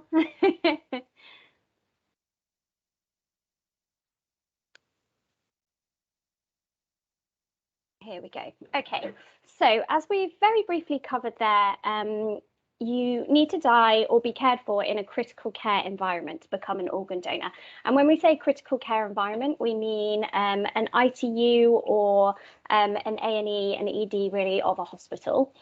You must be intubated and ventilated, and I've put mostly there in brackets, and I will explain why. But the reason that you need to be mostly intubated and ventilated is because you have to die in a very controlled manner for organ donation to go ahead. Mainly because of all the reasons that video just said. There's so much that is going on behind the scenes with us looking into history, with us finding recipients, and those recipients need to be brought into the hospital as well. They need to be prepared. There's so much going on that we need to be able to control the death, essentially. And I've put mostly in brackets because ventilation doesn't always have to mean intubation. And if you haven't had an ITU placement or HDU placement, you might not be familiar with that. But things like CPAP, if you are reliant on CPAP and that were to be removed and that would lead to your death, then we could consider that situation. And also ECMO as well. If you were reliant on ECMO and that would be removed and you would die, then we could consider that as a scenario as well. So you have to be either declared dead by neurological criteria, which we used to call brainstem dead, but that terminology has changed just for confusion around the word stem, really, that people were thinking of kind of stem cell transplants, and it was maybe giving people the wrong idea. So we call it death by neurological criteria or neurological death testing. Or the decision has been made to withdraw a life-sustaining treatment. So that's when we would take away the ventilation or the CPAP or the ECMO, and we would know that you would die within a fairly short time frame after that. So that leads to the two types of organ donation that we have, and that's donation after circulatory death. So that's anything where we're taking away a futile treatment that would then lead to the patient dying. So as I said, any kind of forms of ventilation or, inotropes, that kind of medication. Or death after neurological criteria, which is when we do those what used to be called brainstem death tests, now called neurological death tests, where we test all of those most critical functions of the brain. And if you don't have any of those functions still there, then legally you are classed as dead in the same way as you would be if your heart would have stopped. So you're giving a time of death as well when those tests are completed. That can sometimes be really difficult for a family to understand and can often take a little bit longer to explain because, they'll still be in ITU and they'll be on the ventilator, so they'll still be pink and they'll be warm. And because we're pushing air in and out of their lungs, it looks like they're breathing and their heart will still be beating. So for a family to understand that that patient has a time of death and is dead can sometimes be really difficult. So the process of a DCD donation. So we'll discuss as a specialist nurse once the medical team have gone in and established futility, so the family are understanding that there's no further treatment that we can offer. We will discuss organ donation with the family, which I'll go on to you in a little bit. But once the family have agreed for organ donation to proceed, we'll discuss the location of the withdrawal, because sometimes they won't withdraw the care in the intensive care unit. They'll do that in the anaesthetic room, so the small kind of ante-room outside the theatre, which can often actually be a lot more private for families. And they are still welcome to come and be there when we do that. So we need the anaesthetic room next to the theatre. And then we will withdraw whatever that treatment is, say it's ventilation. And once the patient has died, we'll certify the death 5 minutes after asystole. So they'll lose their output, we'll wait 5 minutes, certify their death, and then take them into theatre for the organ retrieval operation. And in the case when someone has consented to DBD donation, so that's what used to stand for donation after brainstem death, families will say their goodbyes on the unit or at the doors by the theatre. And the patient is transferred into the theatre still on the ventilator because, again, like I said, they already have a time of death. And the ventilator remains connected to the patient for the first part of that organ donation operation. And then the ventilator is switched off when the blood flow to the brain has stopped. So what they'll do is they'll go in and they'll look at all the organs and assess them and make them ready for removal whilst the ventilator is still on, and then it will be stopped just before they take those organs out, which allows them to be oxygenated for a much longer period of time. So the role of the specialist nurse, well, it's a very cool job, and I think it is so varied in everything that it entails. So we will receive those referrals from all of the critical care areas when they think there's a potential donor on the unit, and then we'll go along and assess them. We might not always be on site, so we might be asking a lot of questions over the phone for blood results, for past medical history, that kind of thing, and assess their potential to be organ donors.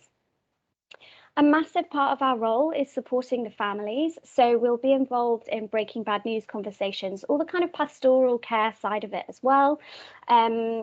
We like to think, we have really advanced communication skills. So taking the time with those families where, you know, clinicians might often be, you know, well, always be supporting all of the families on that unit. We have the time to spend with that one family and really make sure that they understand everything they've been told.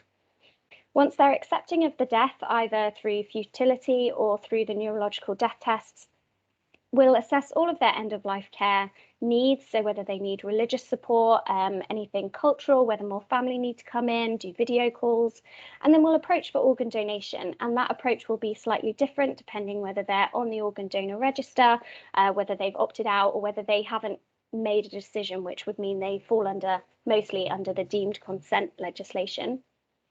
We'll explain the process to the family and then take them through what's known as the consent process, so filling in the consent form and all of the kind of past medical history questions that we do, known as authorization, if there's anyone Scottish on the call.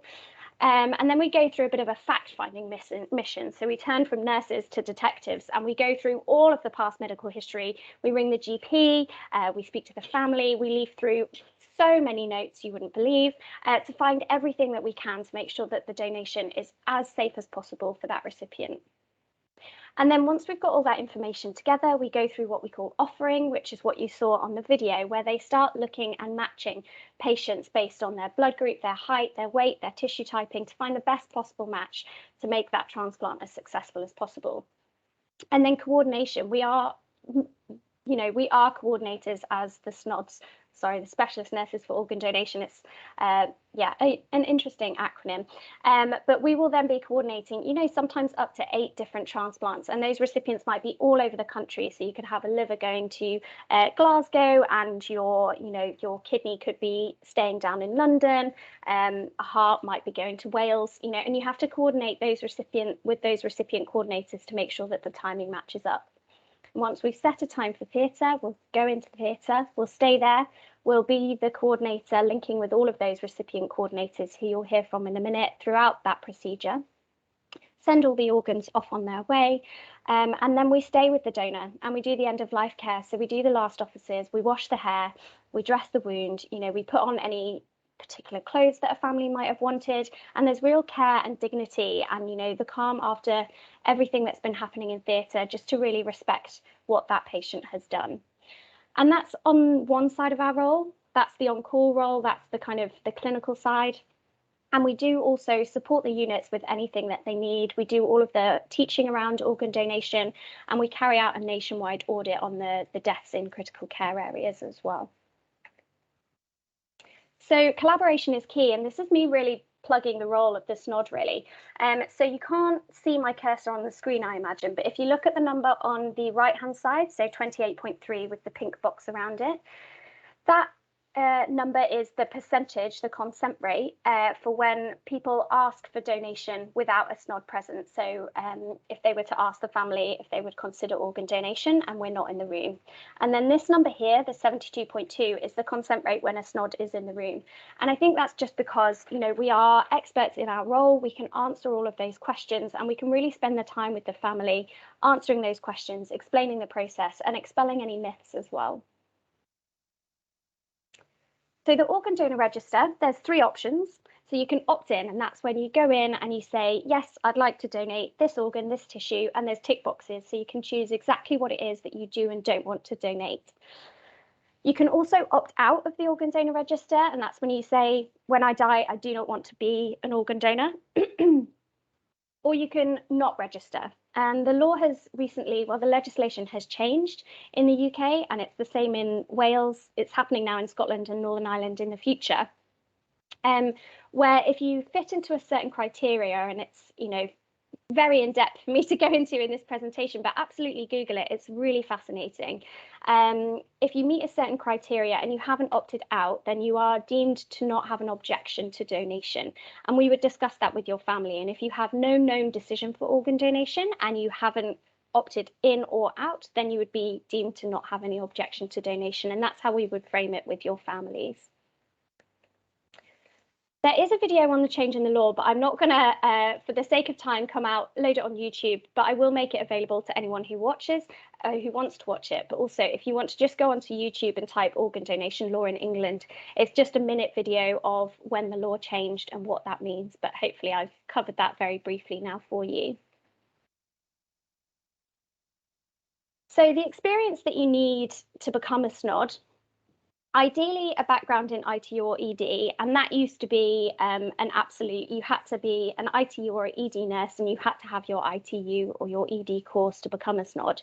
However, we're now opening our minds a little bit. So there is an absolute wealth of experience in other areas of nursing as well. So things like if you've been a palliative care nurse, if you've worked in high dependency or bereavement.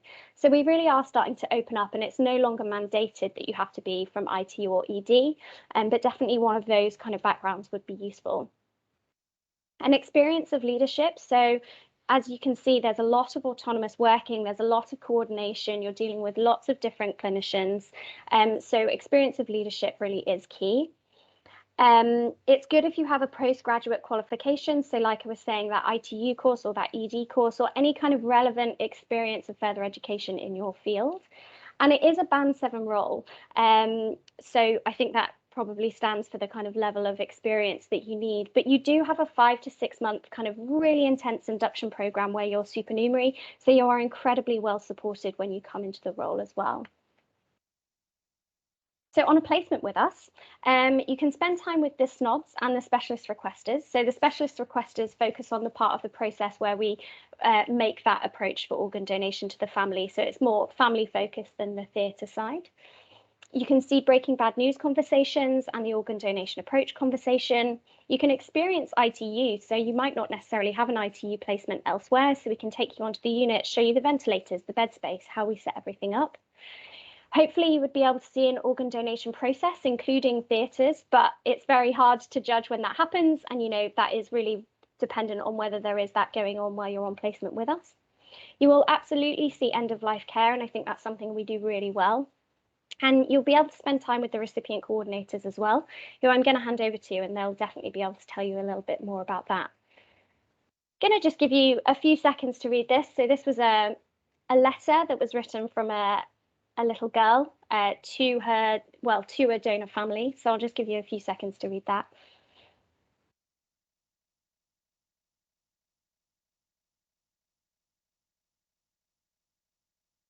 And I think, it can be, people often ask me how I do this job because it's so sad, but I think, we are the only, well, I don't want to say only, I don't know all of the nursing roles. We are one of the only people that can offer anything positive in such a terrible time.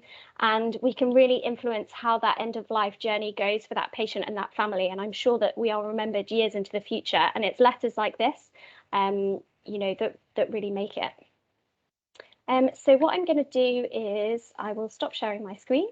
And I'm going to hand over to Patricia and Xenia, who are going to tell you a little bit about the recipient coordinator side of the role, and then we'll come to any questions that you have.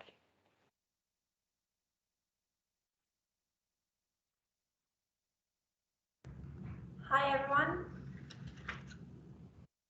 Can you hear us? Yes, we can. Hi. Lovely. Hi, thank you for having us. My name is Xenia, this is my colleague Patricia, and we're liver transplant coordinators at Royal Free Hospital in London. So basically what we do is on the side of the recipient, and as recipient coordinators we also have a very extended role, but basically we're here to support and guide the recipient through the whole transplant pathway.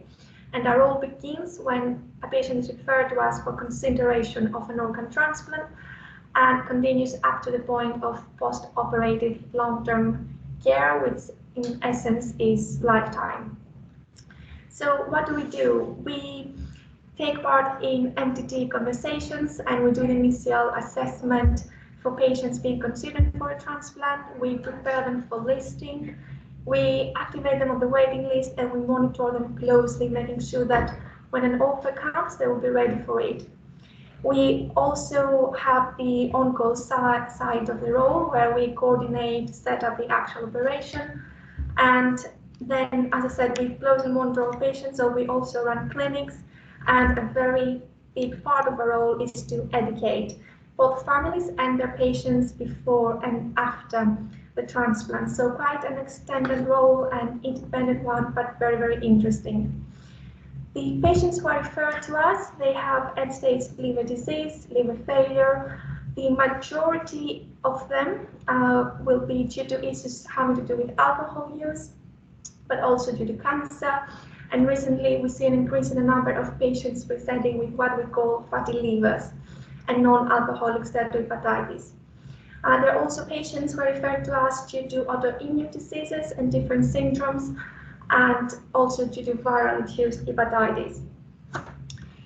Now, we are a busy center normally. We do up to 140 transplants a year. However, COVID did have an impact on our service, and last year we did about half the number. We normally do 75 transplants, and we currently have about 80 people active on our list.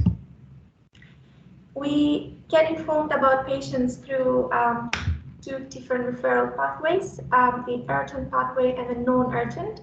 When a patient is referred urgently, this means that they have acute liver injury and we need to see them, assess and list them within a matter of hours. For example, the patient who has taken a paracetamol overdose. The non-urgent pathway refers to the patients who are in the community.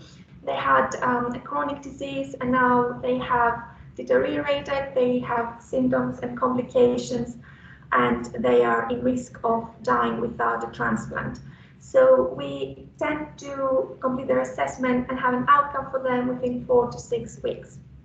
So our role at this stage is basically to liaise and communicate with the members of the team, the doctors and the surgeons, our dietitians, our physios, everyone who's involved in the care of these patients, bring their case to our meeting, discuss if we actually need to bring this patient in for assessment. We do an initial phone consultation just to get a bit more information on them, and then we book them into our clinics, which normally take place on Mondays and Tuesdays. And to be able to list the patient, we need to have information on 3 questions. Whether the patient actually needs a transplant now, if they are fit enough to undergo such a major operation, and basically if the benefit outweighs the risks, and also is there enough emotional and social support available to the patient. Sorry, Patricia. Sorry, the slides aren't moving on, so we're still on the main slide at the minute. It's in the kind of the view of the PowerPoint.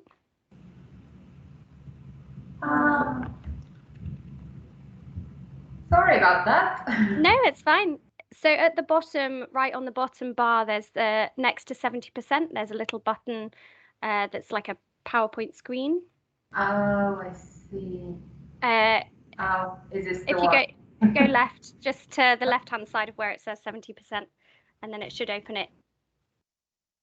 So this one? Yeah. Okay, so so can you see now the assessment and listing process? We can see that slide, yeah. Okay, and then if I do slideshow, and now, can you see the next one? So we're in the view of seeing all of PowerPoint, so the slides down the side and the notes and things. So if you go into slideshow and view show, then we might be able to move along with the slides. Slideshow. Oh, sorry. No, you're fine, don't worry. Can you see it now? Or is it still the same? Let me stop it and stop sharing and try again.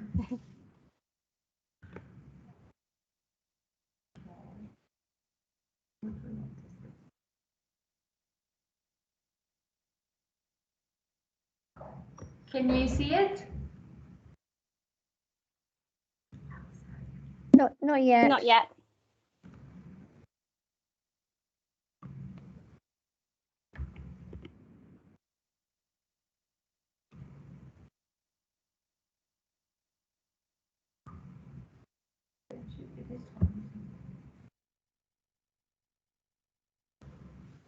There we go. We can see it. It's still in that view, but I think it's fine if you just click through the slides as you talk through them. We'll be able to see what you're talking about.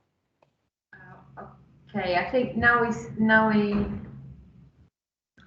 are presenting, so maybe now it says the gift control. Oh, there we Patricia, are. Can you see it now? Patricia, I've got it on my screen. It's Emma. If you just tell me when you want to change the slide and I'll share it if that's okay. That's easier for you. Probably a better idea then. Sorry. Don't worry about it. So shall I stop sharing then? Yeah.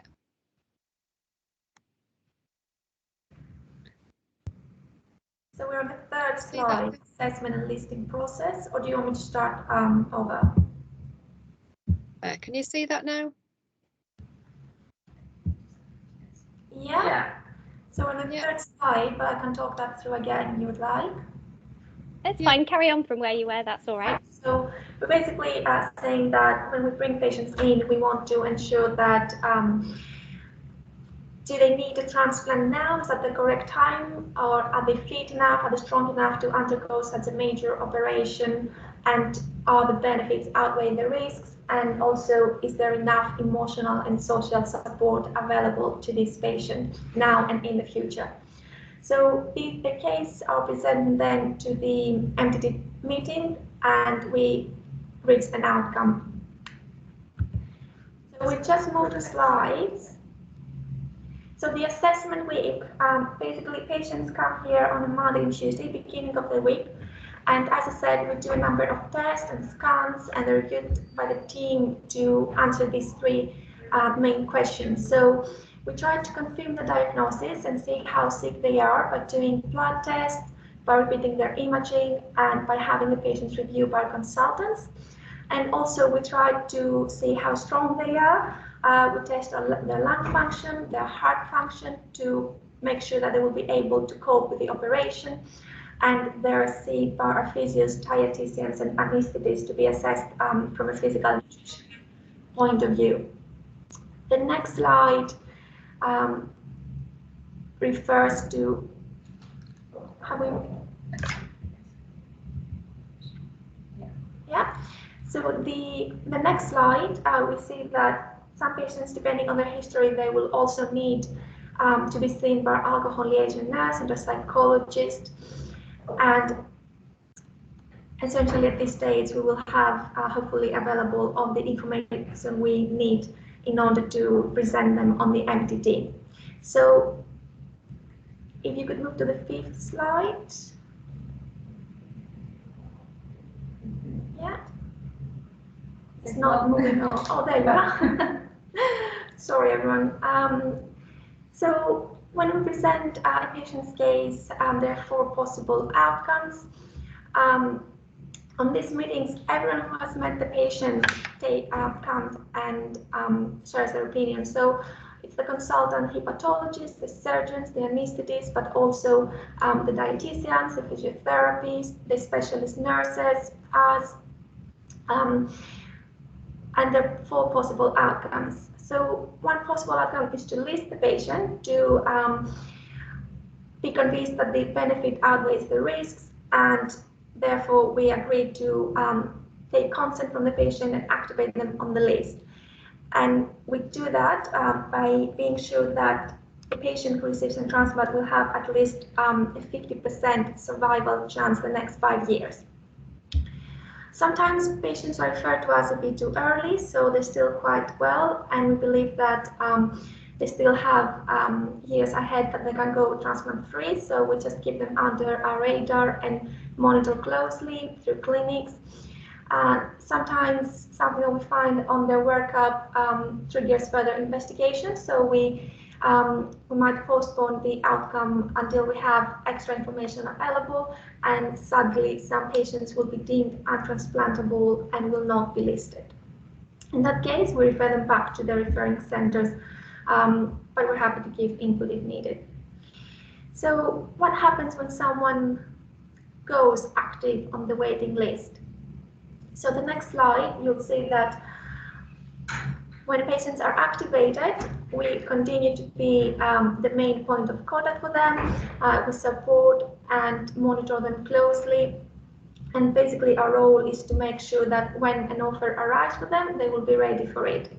So we bring them in the hospital regularly every 6 to 8 weeks, and they are seen on our clinics, which are basically multidisciplinary team clinics. They see the hepatologist, the anesthetist, the dietitian, the physiotherapist, the specialist nurse. Everyone takes part of these clinics to make sure that the patient stays optimized as much as possible from every perspective. We repeat their blood tests, we repeat their imaging every 3 months, and we check their heart function every 6 months. And from these patients, we also need for these patients to keep their registration updated. And the most important question, the most often question we get from patients at this stage is how soon will be transplanted, when will I be transplanted? And as it was mentioned before as well, we don't know, we don't have an answer for that. It could be days, months, or years. The 3 factors that mostly affect the waiting time are the blood group, the recipient and donor must be ABO compatible, so invariably patients with more rare blood groups will have to wait a bit longer. Also the size, recipient and donor must have similar size, similar kilos and height. And also the need for transplant, how sick they are, also plays a role on how long they will wait. We have 2 types of donors. So the brainstem donors, or the donors from neurological death criteria, as is now, their organs, their donation is offered to named patients based on transplant benefit score, which is basically an algorithm that takes into account characteristics of both the donor and the recipient and tries to find the person who will be most benefited from this specific graft. So we try to find the patient that will live the most years with a specific donation. For donors from cardiac death, these offers are done regionally, so they offer to the hospitals that are closer to the donor hospital, and then we, the coordinators, in collaboration with the doctors, we try to choose the most suitable recipient from our waiting list based on similar criteria: their need, the blood group, and the size. So I'll just pass to Patricia now to talk a bit more about the on-call role we have. Hello. If you can just pass to the next slide, please. So I'm going to talk a little bit about what we do in our on-calls. So we do a 24-hour on-call in our center, and that means that we usually spend the day in the office, and then we hopefully go home and can manage everything from home. Sorry, the one before actually.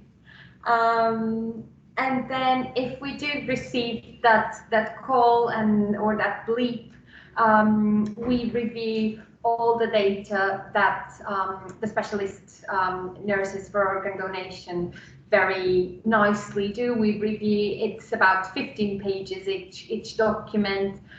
So the core donor data form is where we will find out all about the sizes and blood groups and situation, what happened to that patient. We will also find the past medical history and the blood results and the trend on the blood results, and any other specific things. And then the MASH gives us a little bit more about the social history of that patient. So it's our job to summarize that offer, and this is the form that we complete in our trust. And then after that, sometimes we need to either bring the hub operations or we need to coordinate with the SNOD if there is any further information that we'd like or that we think it may be relevant, especially if we receive an offer after it has been declined a few times. We just like to be nosy and know why it has been declined before. And then after this, when we're confident that we have everything, we then get to wake up our surgeon and our consultant hepatologist and discuss the offer with them. At this point, we also start looking at potential recipients if it's not a named offer. So if it's for a DCD organ, we look at the potential recipients for it. And then we reach a decision. So if we don't have any suitable recipients for it, or if we are concerned about the blood results or the past medical history and we think it's just not a suitable offer, then we'll decline. If it's good enough, or if we think that it's at least worth to have a look and to explore that option, because as Beth said, there's not enough organs to transplant everyone in the waiting list, and we do see our patients getting sicker and sicker, so we try to explore all opportunities as much as we can. Next slide, please. So I had a tick for our checklist, the one that we actually do, but I'll just talk you through it.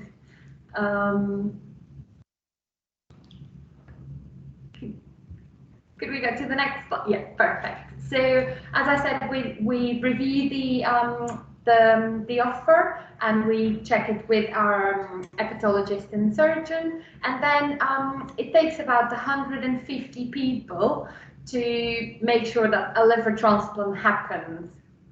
So we don't speak with each and every one of them, but we do speak with quite a lot of them. So we then check with if we have an ITU bed and if we have a ward bed.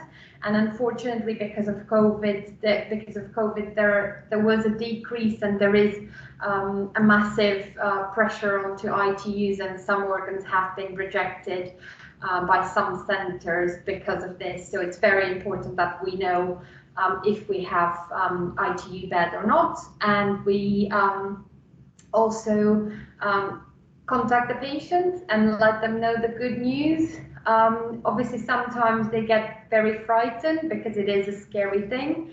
Sometimes they get very happy and excited. So we are sort of the balance, and we have to manage that. So we need to reassure them, but also let them know that at some point in the process this might not go ahead, so we need to manage a bit of expectations as well. But I must confess that it's one of the best things in the job is giving that call to someone. We provide transport for them to come to the hospital.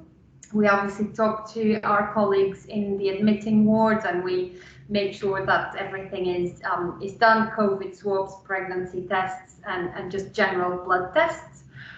We speak with the liver registrar so they can clarify the patient, and we also speak with the blood bank to make sure that there's enough blood products for this patient. And we also book the transport for the liver to come from the donor hospital to us. And then we start contacting our theatre team, so our anaesthetists, our assisting surgeons, and our theatre coordinators, just to make sure everyone is on board.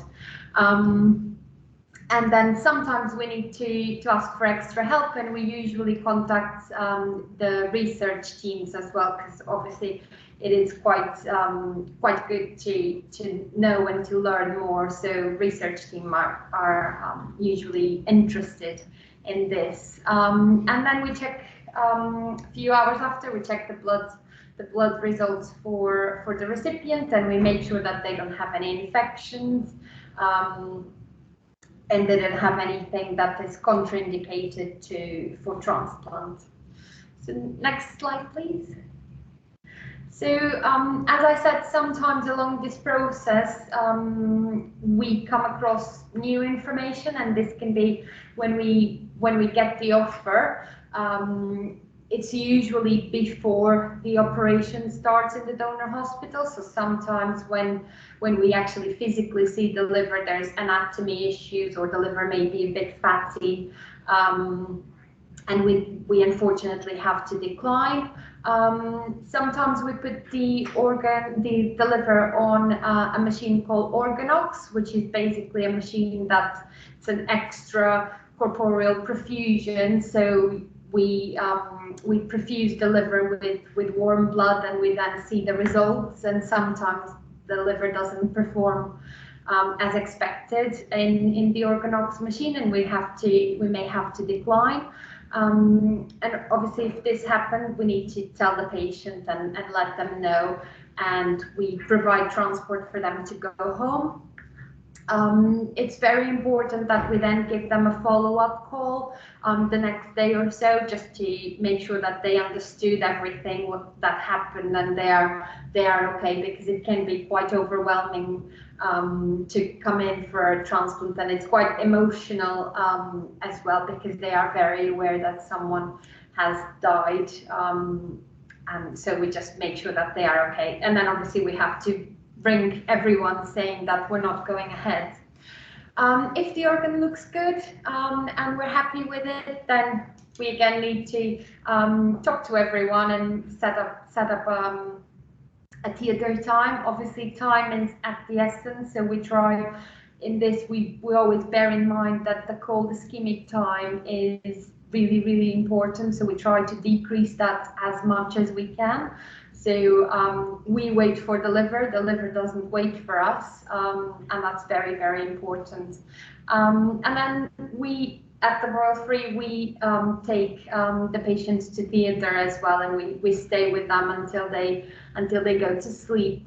And then we bring and we stay in contact with the next of kin. So we update them straight after we send them to theatre, and then we get in contact with our anaesthetic team generally, and we contact them sort of midway through the operation and then after the operation.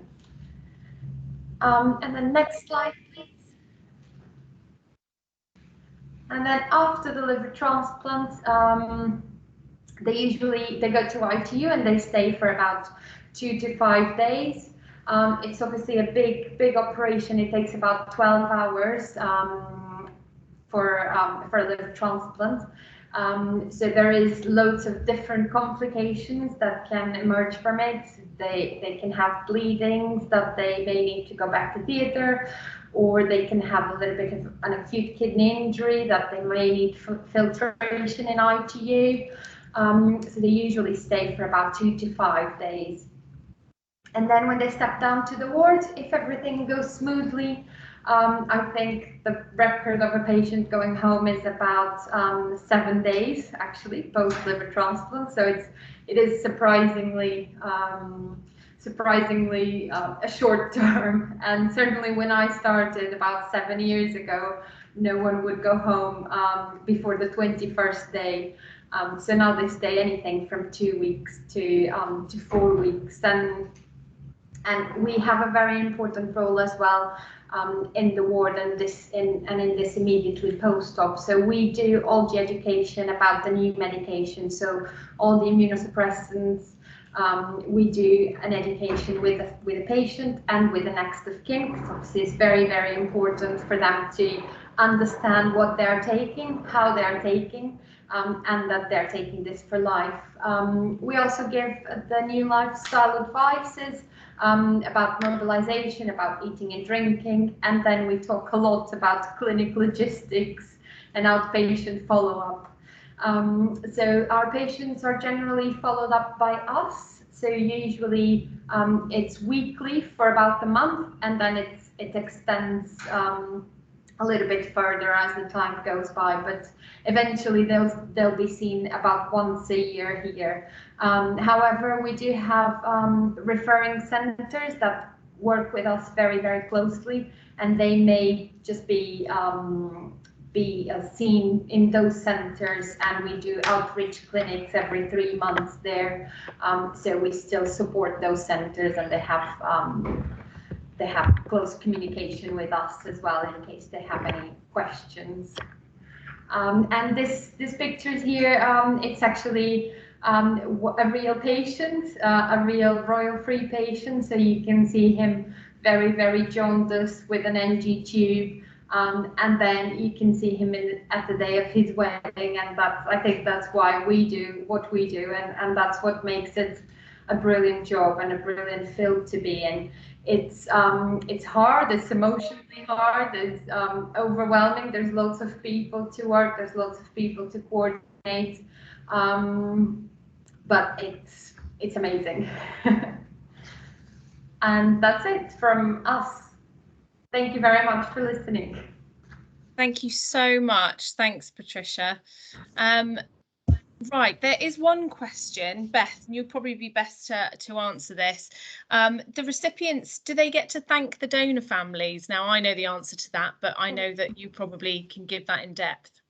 Yeah, absolutely. So we never ask that or expect that of recipients, but absolutely, if they do want to write to a donor family to say thank you, we would support that. So the letter actually goes on quite a journey. If the recipient writes it, it then gets checked by a recipient coordinator, sent to our donor family care service, so our kind of central hub of aftercare, who will then send it on to the specialist nurse who was involved in that case, who will again check it, because we want to make sure that they're not you know, sending any kind of personal information or anything. We just like to check the content, and then we will send it on to that donor family. And similarly, they can write back as well to see how the recipient's doing. So sometimes people write to each other for years, just keeping in touch. Thanks, Beth. And Patricia and Xenia, I know that you've given your valuable time off the ward today. So if you have to go, thank you so much for giving us that insight. We thought it was really important that everybody gets to see the journey of organ donation rather than it just being a part of what we do at NHSBT. So thank you so much for coming and giving up your time and presenting to us about the journey for the recipients. You're very welcome. Thank you very much for having us, and we'll promise to do better on the technology side. Sorry about that. It's all a learning journey. Don't worry, it's all a learning journey. No problem. Thank you. Beth, there's another question. There's another question that I think is actually probably quite poignant that's probably a lot of people are thinking about, and we get asked an awful lot, is about the any extra training. And I know you did touch on it briefly, but would you like to just highlight that again, just briefly? Yeah, absolutely. So it used to be kind of mandatory that you had to have a postgraduate course. So the kind of the ITU course or the ED course that you would do after you'd been a staff nurse for a while. So when you're a senior staff nurse, you get to do a postgraduate, and that's at different levels, whether that's a postgraduate diploma or if you get master's credits for those modules. Less so that we're mandating it now, so you can come from other areas, from palliative care, from bereavement, from HDU, even from theatres. So it's more experience that we're looking for. We can absolutely, you know, we'll give you all of that specific training on the job, and you'll definitely do a lot of extra learning with us. But there's no necessarily kind of mandated training or extra courses or anything that you would have had to have done, but you would need to be a kind of a senior staff nurse in whatever area that you were working in.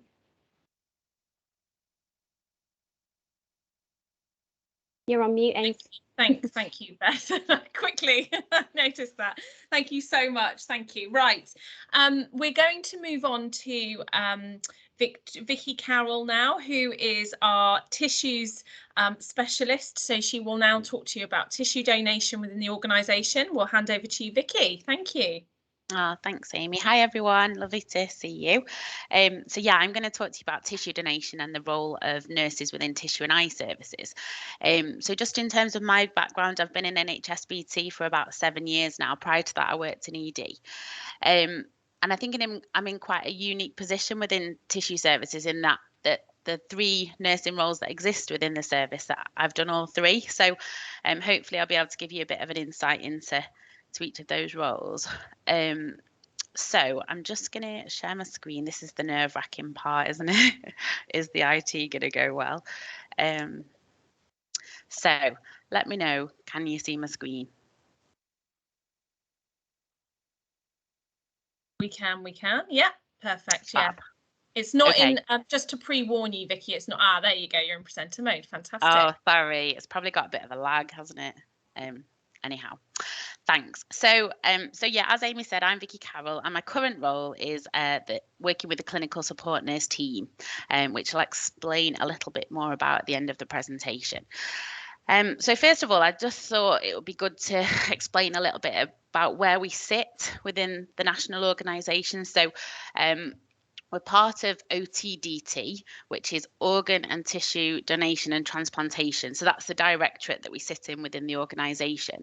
But Tissue and Eye Services is a smaller department within that bigger directorate, if you will. So there are 4 sites that house our teams nationally. So in the north, we have teams in Barnsley and Liverpool, and in the south in Bristol and London. But our main site for Tissue and Eye Services is actually in Liverpool. So we're housed within, so that's the picture of the site in Liverpool, and that's actually the largest tissue bank in Europe. And within our centre there's also the National Referral Centre for Tissue Donation, a dedicated donation facility, full processing suite, and also a research and development lab as well. So we're the UK's major provider of human tissue for transplant, and we bank and supply tissue grafts from thousands of deceased donors and respond to approximately 14,000 donor referrals each year. And I think I'm right in saying last year there was approximately 4,500 corneal transplants. So just to give you an idea of the activity.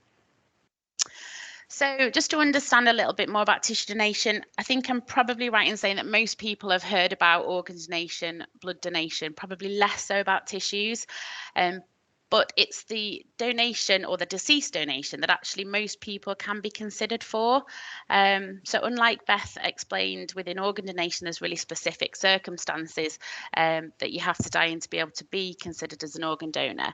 It's actually not only patients who die in a hospital that potentially can donate tissue. So if patients died at home or in hospice or any other healthcare setting, then tissue donation may still be a possibility. So tissue donation takes place within the 24 hours after somebody's death. Sometimes we have up to 48 hours, but that's less common. And as I said, donation usually takes place within a mortuary or funeral home setting. And there can be multiple recipients that can benefit from the donation of a single tissue donor. So this next slide sort of highlights what we're talking about when we talk about tissue donation. So if I just explain briefly about each of those and what they can be used for in terms of tissue donation. So heart valve, so that is a life-saving graft that can be used to help both adults and children. So it's the whole of the heart that's donated, but it's actually the aortic and the pulmonary valve that are used in transplant. And we can also sometimes use the pulmonary vessels as well to make pulmonary patches, which can also be used in other cardiovascular surgery. Skin is used as a temporary dressing, usually to treat patients who've had significant burns or deep wounds, and it acts as a temporary layer to protect the healing tissue underneath, to protect against infection and be a barrier whilst that wound is healing. Femoral arteries tend to be used as a sort of a treatment when other treatments have failed. So if artificial arteries haven't worked for a patient, donated arteries can sometimes give increased quality of life for recipients. Bone. So bone tends to be donated from, it can be lots of different forms. So it can be structural or non-structural. It can be made into various sizes and shapes. It's generally used in orthopedic or maxillofacial surgery, and it usually supports damaged bone that's been affected by illness, injury, or trauma. Tendons and meniscus tend to be used to repair sporting injuries in younger patients. And then corneas. So when we talk about corneal transplant, it's eye donation that takes place. And I'm going to talk about that in a little bit more detail sort of further on in the presentation. So there are some real similarities with organ donation, as you can imagine, but there actually are some significant differences as well. So I just thought it was quite useful to put those side by side so we can look at those differences. So obviously we've talked about what may be possible to donate, the differences there. And I think it's important to note that most tissue grafts are life-enhancing rather than immediately life-saving. There can be up to 50 recipients of transplant from one single tissue donor. And that's because if you can imagine things like bone can be made into lots of different forms. So there can be lots of different uses for those grafts. As I said, most people can be considered and death doesn't have to be within a hospital setting. The other thing to note as well is that for a tissue recipient doesn't have to be matched to a tissue donor in the same way as you would need to be in the organ donation process. So you don't have to have the same blood group or tissue type. Because tissue that's donated is processed and made into a graft, we don't have to match in that way. We tend to match more on size and that kind of thing. And with tissue donation, we can store the grafts for significant periods of time. So, for example, corneas are stored for 28 days, musculoskeletal tissue for 5 years, cardiovascular tissue is stored for up to 10 years. And what that means is that we do a real balancing act, sort of weighing up what is required by patients, by what can be donated. Because we have that ability to store tissue grafts, we don't want to be in a position where we retrieve tissue all the time and it isn't used to help patients. We wouldn't want to be in a position where we're just retrieving tissue and then it expires and then it isn't used in transplant. So it's a real balancing act between what is required by patients and what is donated by donors as well. That being said, though, there is always a requirement for corneas and heart valves. They're the tissue that sort of we don't always receive enough of. So that's why I thought I'd concentrate a little bit on the gift of sight, which is essentially what happens when somebody donates their eyes for corneal transplant. They give somebody else the gift of sight, which is absolutely amazing, as you know, you can sort of appreciate. We do know, though, that that eye donation is the tissue that most people could be considered for, because because the corneas are avascular, it means that conditions that would rule out other types of donation can still be considered for eye donation. But we also know that eye donation is the donation that most people would opt out from and say that they wouldn't want to donate their eyes. And we think that's possibly for a few reasons, really. Possibly because the eyes are quite emotive and attached with a lot of emotion. And also people feel a little bit worried about how somebody might look after eye donation, or a little bit squeamish. So I thought it'd be useful just to sort of reassure you that with eye donation, although it is the whole of the eye that's donated, the cornea is usually used in transplants, the very front part of the eye. There is always reconstruction after any tissue donation. So the eyes would be closed, the shape of the eye would remain the same. The family would still be able to go and see their loved one if they wanted to after eye donation had taken place. So yes, so those pictures on the screen, so you can see in the little red bottle, there's a cornea that's ready for transplant. And just to give an idea of sort of corneal donation and transplant activity, currently we require around 140 donated eyes every week to be able to meet the needs of patients who are waiting for that sight-saving surgery. So that sort of equates to around 10 eye donors every day.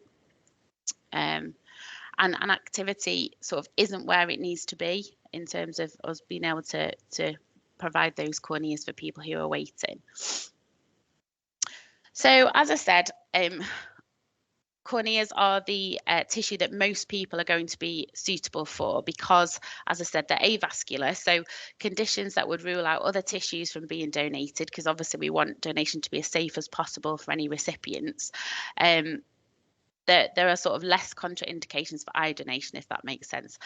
That being said, though, there are certain contraindications for eye donation as well. So I thought I'd just highlight those just for awareness. So currently, if you're aged up to 96, you could still possibly donate your eyes for corneal transplant after death, and the minimum age currently is 3.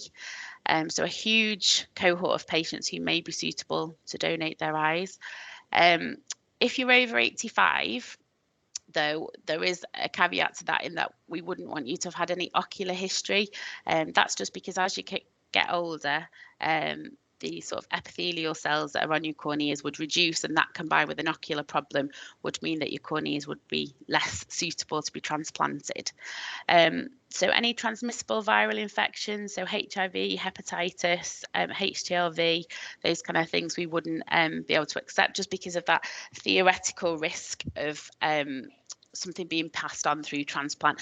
And because our grafts are life enhancing, we really sort of have to have 0 risk to any recipients. Neurodegenerative conditions are contraindicated as well, and that's for a couple of reasons.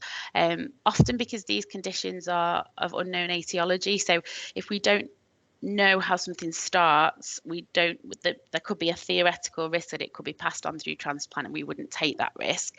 And also because of the it's very low, but the risk of variant CJD, which can sometimes present as a neurodegenerative condition. So cancer isn't always a contraindication to eye donation. Solid cancers are usually okay.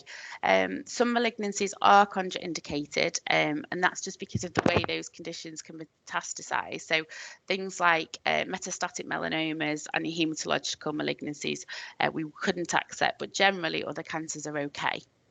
And then quite topical is COVID. So that sort of it's any sort of active systemic viral infection we wouldn't be able to accept. We can accept systemic bacterial infection because the corneas are stored in organ culture, so that again reduces the risk of any transmission to recipients. So I know Beth spoke about the opt-out legislation, so I won't sort of go into that in sort of any further detail really, but it was just to make you aware that the opt-out legislation applies to tissue donation as well. So in the same way that you will the organ donation nurses would check the organ donor register, that would be the same for us in tissues as well.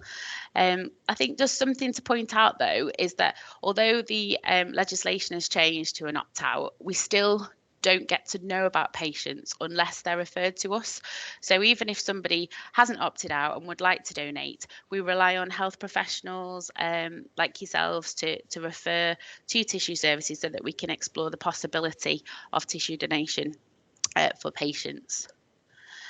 So if you wanted to refer a potential donor, then you would contact our specialist nurses at the National Referral Centre. So that's the number there.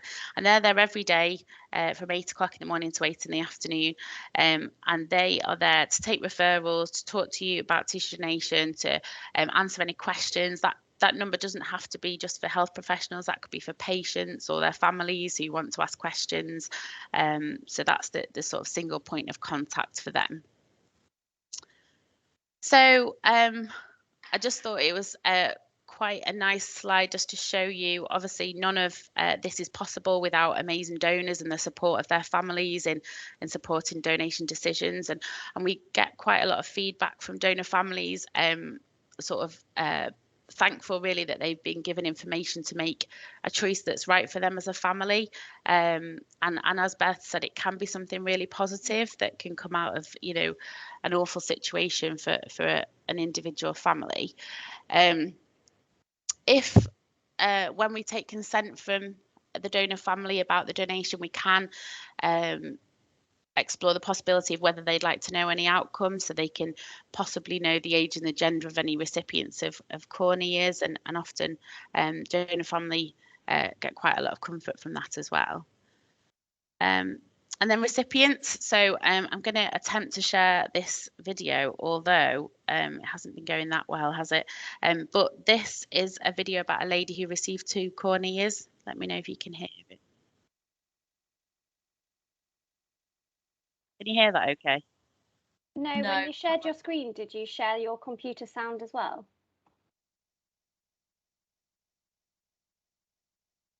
You're on mute now, Vic. No, sorry, I didn't. Shall I try and do that now, do you think? Is that easy enough to do? Bear with.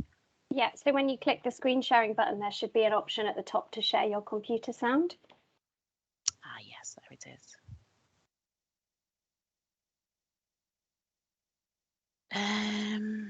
Right, here we go. Imagine never being okay? able to see your That's it. Yeah. Yeah. Oh, child's face. hang on, let me just rewind it. The doctors There we never go. found out why my eyesight failed.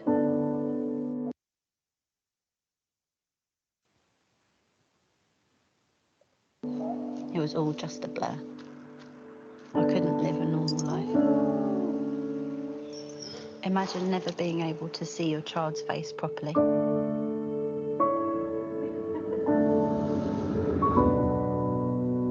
Seeing my son grow up is the best gift I could imagine.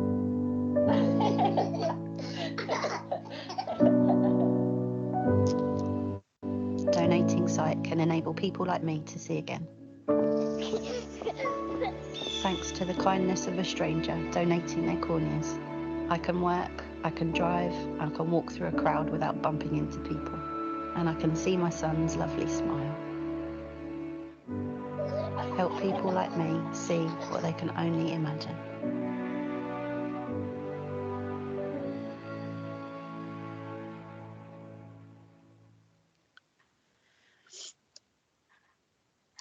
Oh, hang on. The doctor. Ooh.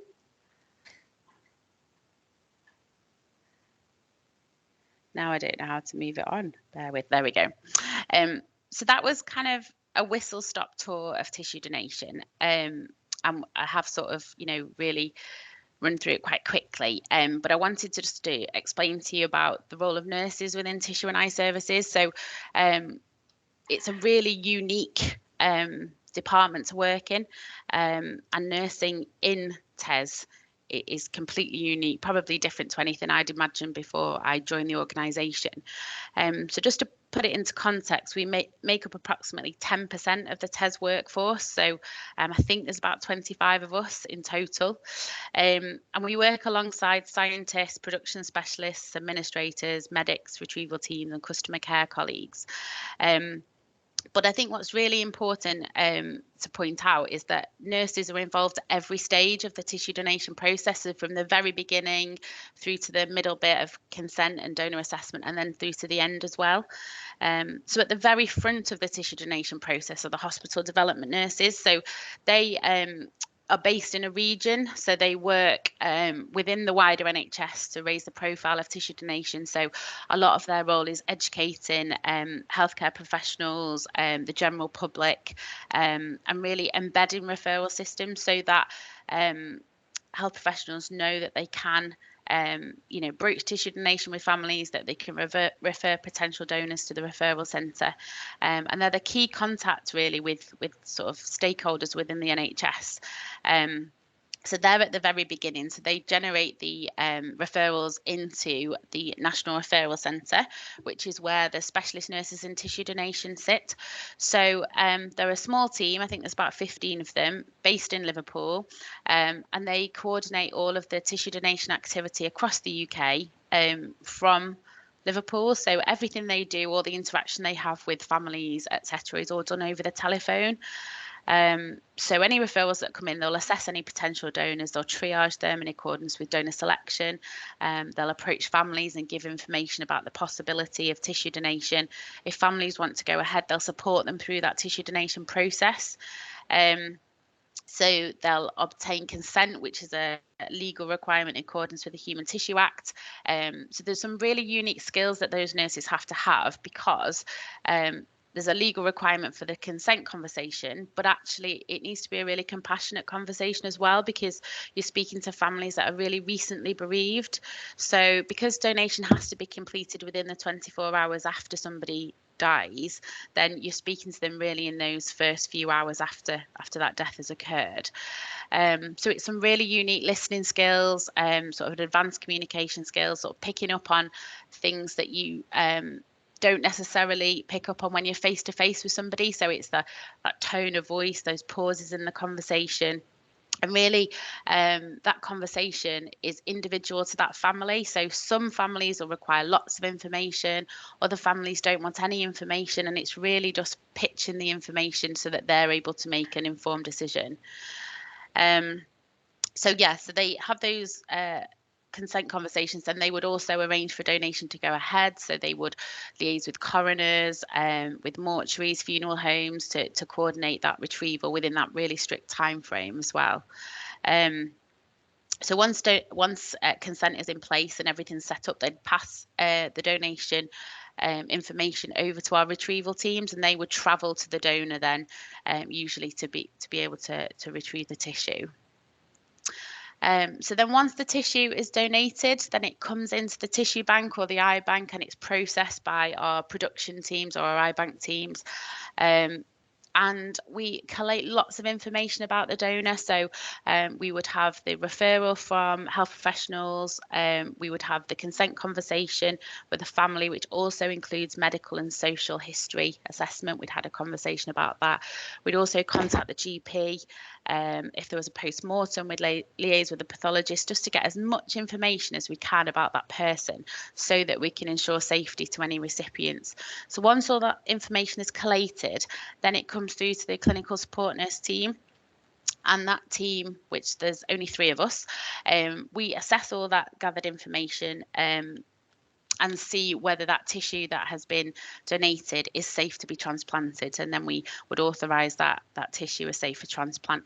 So we work very closely with the medics. If you've got any complex case management, then we would involve them as well. But prior to 2017, it was a medical sign-off, but now we've sort of advanced that within a nursing role. So again, a really unique role within the organisation. So students, we've recently started hosting students again on placement within tissues. So the main hub is within Liverpool, because obviously that's sort of where our main base is. And we've had students that have had their placement within the National Referral Centre.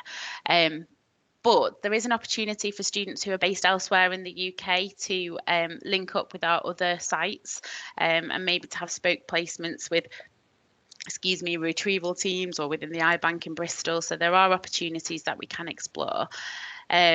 We've also recently launched an e-learning module on the e-learning for health platform, which gives a sort of a less rushed overview of tissue donation. So if you have an e-learning for health account, if you just put tissue donation in the search bar, then that will come up with that e-learning module. So yeah, I suppose the other opportunities for students is not just within the nursing teams. So, students have spent time observing tissue donation, working in production. So yeah, lots of opportunities. So I think that was everything I was going to talk to you about. I don't know if there's any questions. Thank you so much, Vicky. That was brilliant. And although you feel that was rushed, I really felt like it actually gave quite an in-depth overview of the whole process. So thank you so much. There's no specific questions because you actually answered it as it was going along. So thank you very much for that. It was about the consent, opt-in, opt-out, but you answered that just as the question had come in, which was quite handy. There is probably a large answer question from Kamala, who says, are the donor and recipient families allowed to meet in person? I think this probably is for you and Beth to kind of answer. And if no, what are the risks it brings and how do you deal with it? I mean, that's quite a significant question, but I'll leave it to you to answer. So from my perspective, I'm not aware that we've had that situation within tissue donation. We've had similar situations where recipients and donor families have communicated by letter. So I don't know, Beth, if you've got any more insight into that situation. Yeah, I mean, as Amy said, it's a really kind of complex situation. It certainly has happened. Recipient and donor families have met. We try to do that in quite a controlled manner if we can, and it will be in collaboration with the recipient coordinators and the specialist nurses for organ donation to make that happen. We would advise, obviously, letter writing as a preferred method of communication. I think some of the risks that meeting face-to-face holds is, you know, if things get out on social media, there might be recipients who don't want to know who that's come from, but with timelines, then they get information that they didn't want.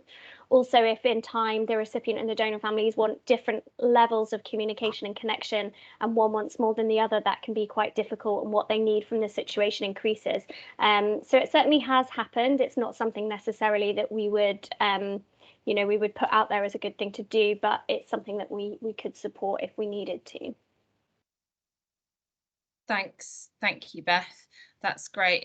So I'll just take one more question before we hand over to Gabby. Gabby is a student nurse from King's College London who has come in to talk about her experience. So Gabby recently had a placement with us. So she's going to just go over the experience that she had, just to give you a bit of an insight into what placement experience would be like with us. There is just a quick question about the process in applying to become a SNOD nurse, a specialist nurse in organ donation. And yes, it would just be the standard process, which is what Beth was talking about earlier, that you'd have to just apply on NHS jobs or any other kind of jobs platform that we advertise on.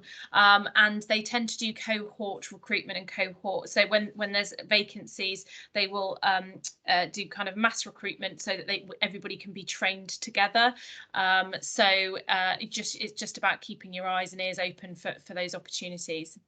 Okay, thank you, Gabby, for coming. Thank you for taking your time out of your very busy schedule. We really appreciate it. And we'll hand over to you just to talk about, just before we close up for the day, just to talk about your experiences while you were here with us.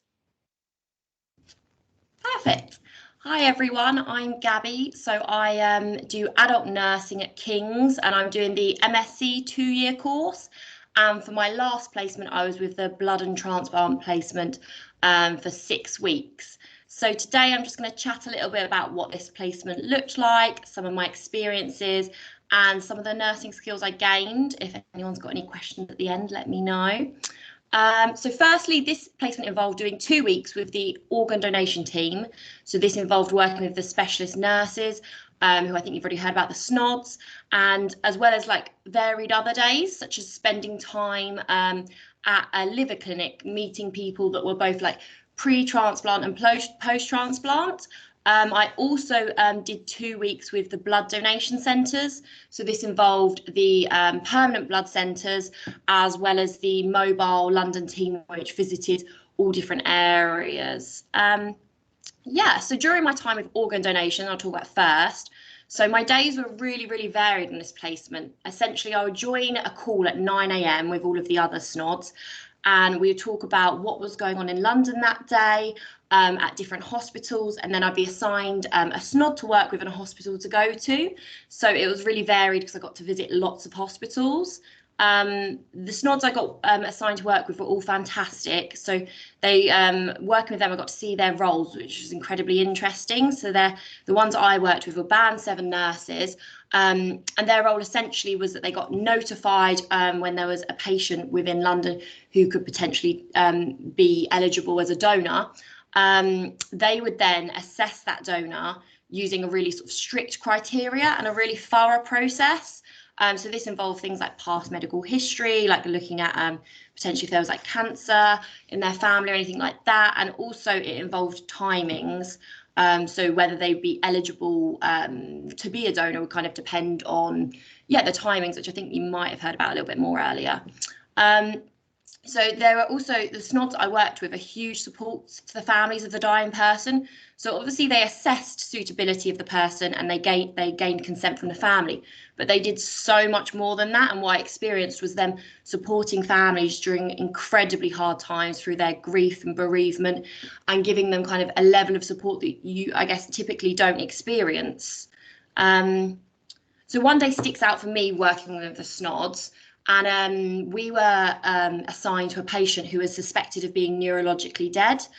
which essentially meant that the machines that he was on gave him the appearance of being alive. He was still breathing, but just because of the machines, and he was essentially dead because he'd lost all brain function. So myself and the SNOD went to the hospital where he was at, and we went in with the consultant, the ICU consultant, to break back the bad news to the family. Afterwards, myself and the SNOD stayed in the room with the family, and we were able to help. Well, the SNOD was able to help answer the family's further questions and really help with the emotions, and give them that really one-on-one time to talk through the fact that their loved one had just potentially died. After this, the patient was then declared neurologically dead by 2 independent consultants, and as a student nurse, this is something you can be involved in as well. So watching that process of how they assess that. Myself and the SNOD then talked to the family about the patient's wishes. So this included what type of person the patient was, whether they were the type of person that would want to help other people, and if so, would they potentially want to be an organ donor. So the family had lots of questions that we worked with, and it was kind of a case of managing those questions, but also managing expectations, because some people can obviously be really excited at the prospect of being an organ donor and like a good thing coming out of their loved one's death, but it's about managing those expectations because the criteria is so strict. So then we conducted a full assessment with the family, as well as a full physical assessment of the person. So again, you gain sort of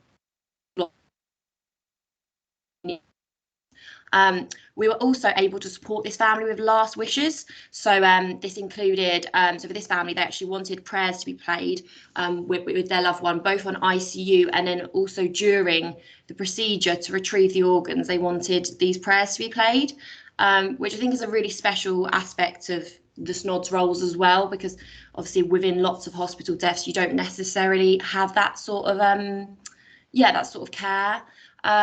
In general, last was just a really special thing to be a part of.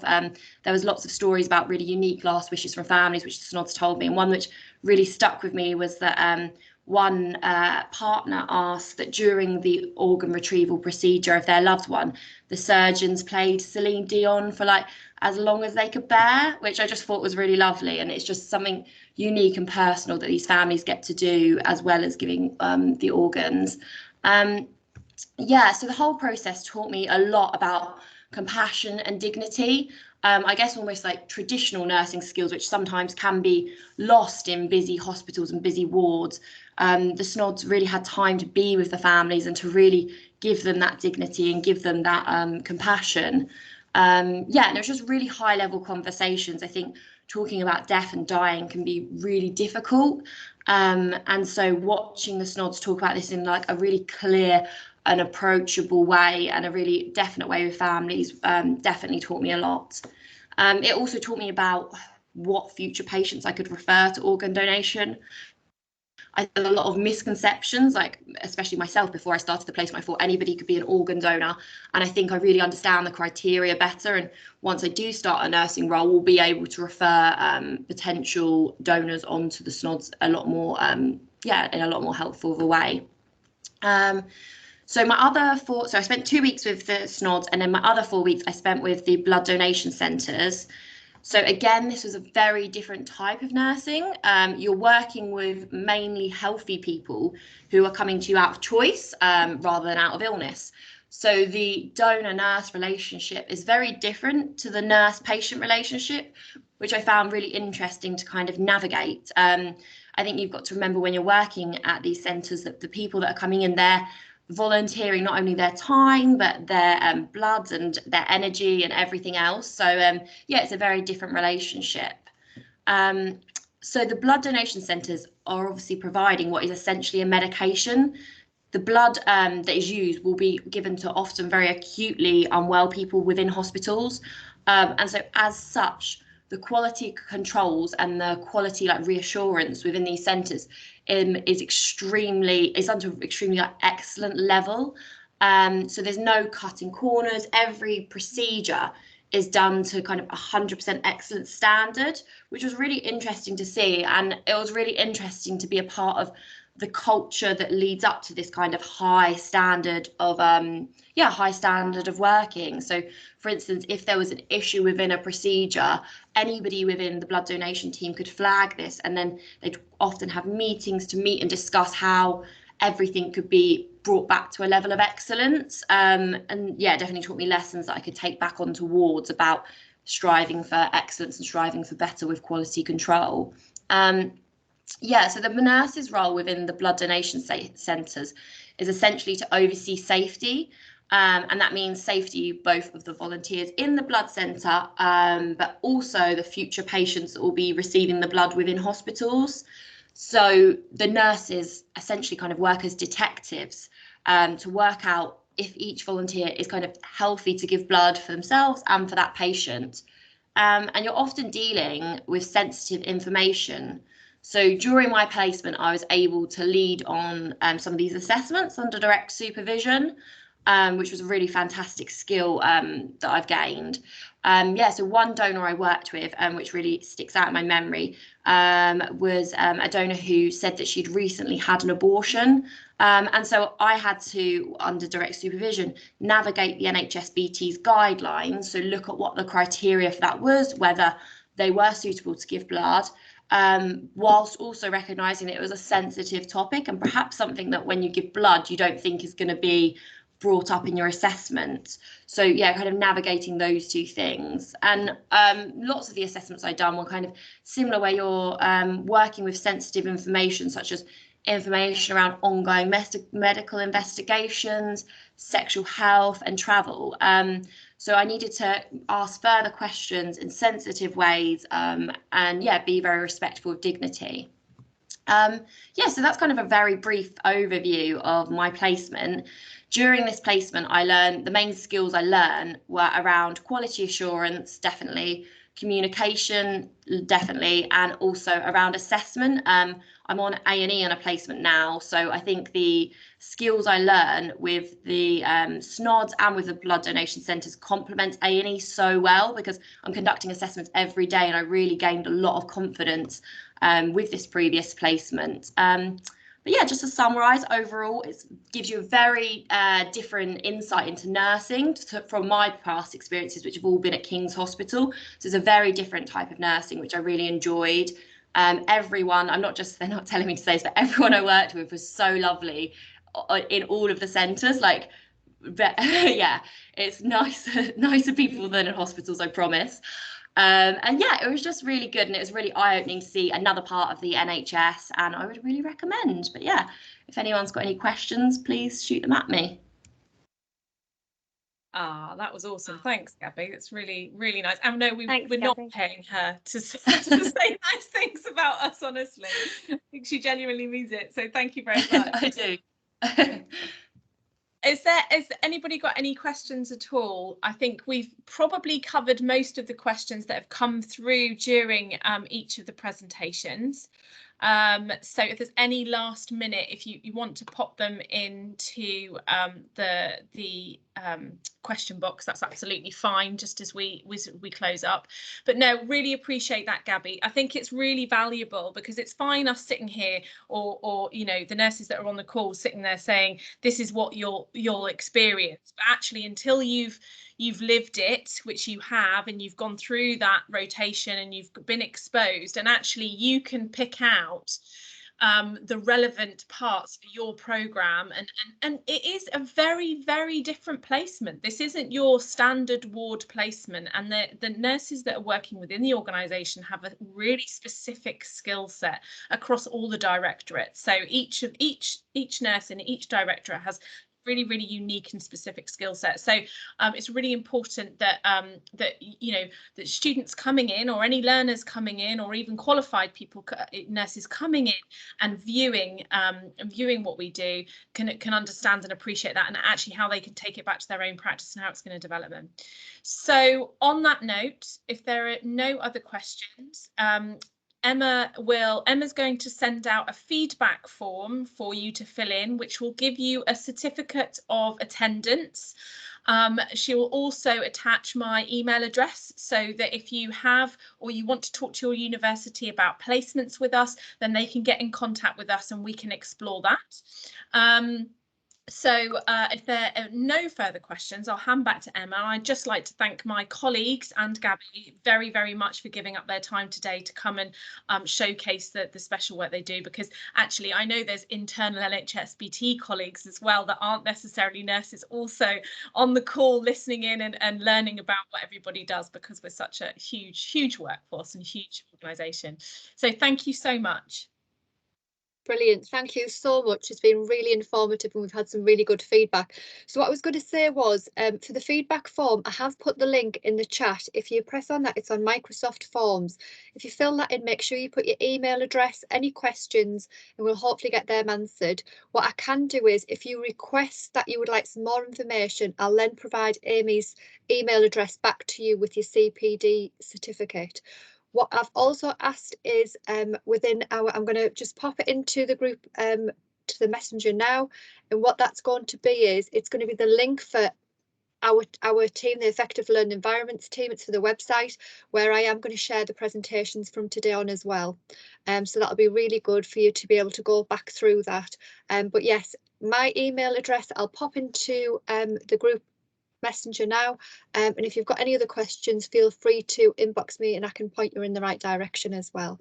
So thank you so much for everybody that's been here today, and I'm hoping that we've got some future workforce here for the NHS Blood and Transplant. Excellent, thank you so much. Thank you so much. Thank everybody you. Have a good Thanks day. for having us. Thank you.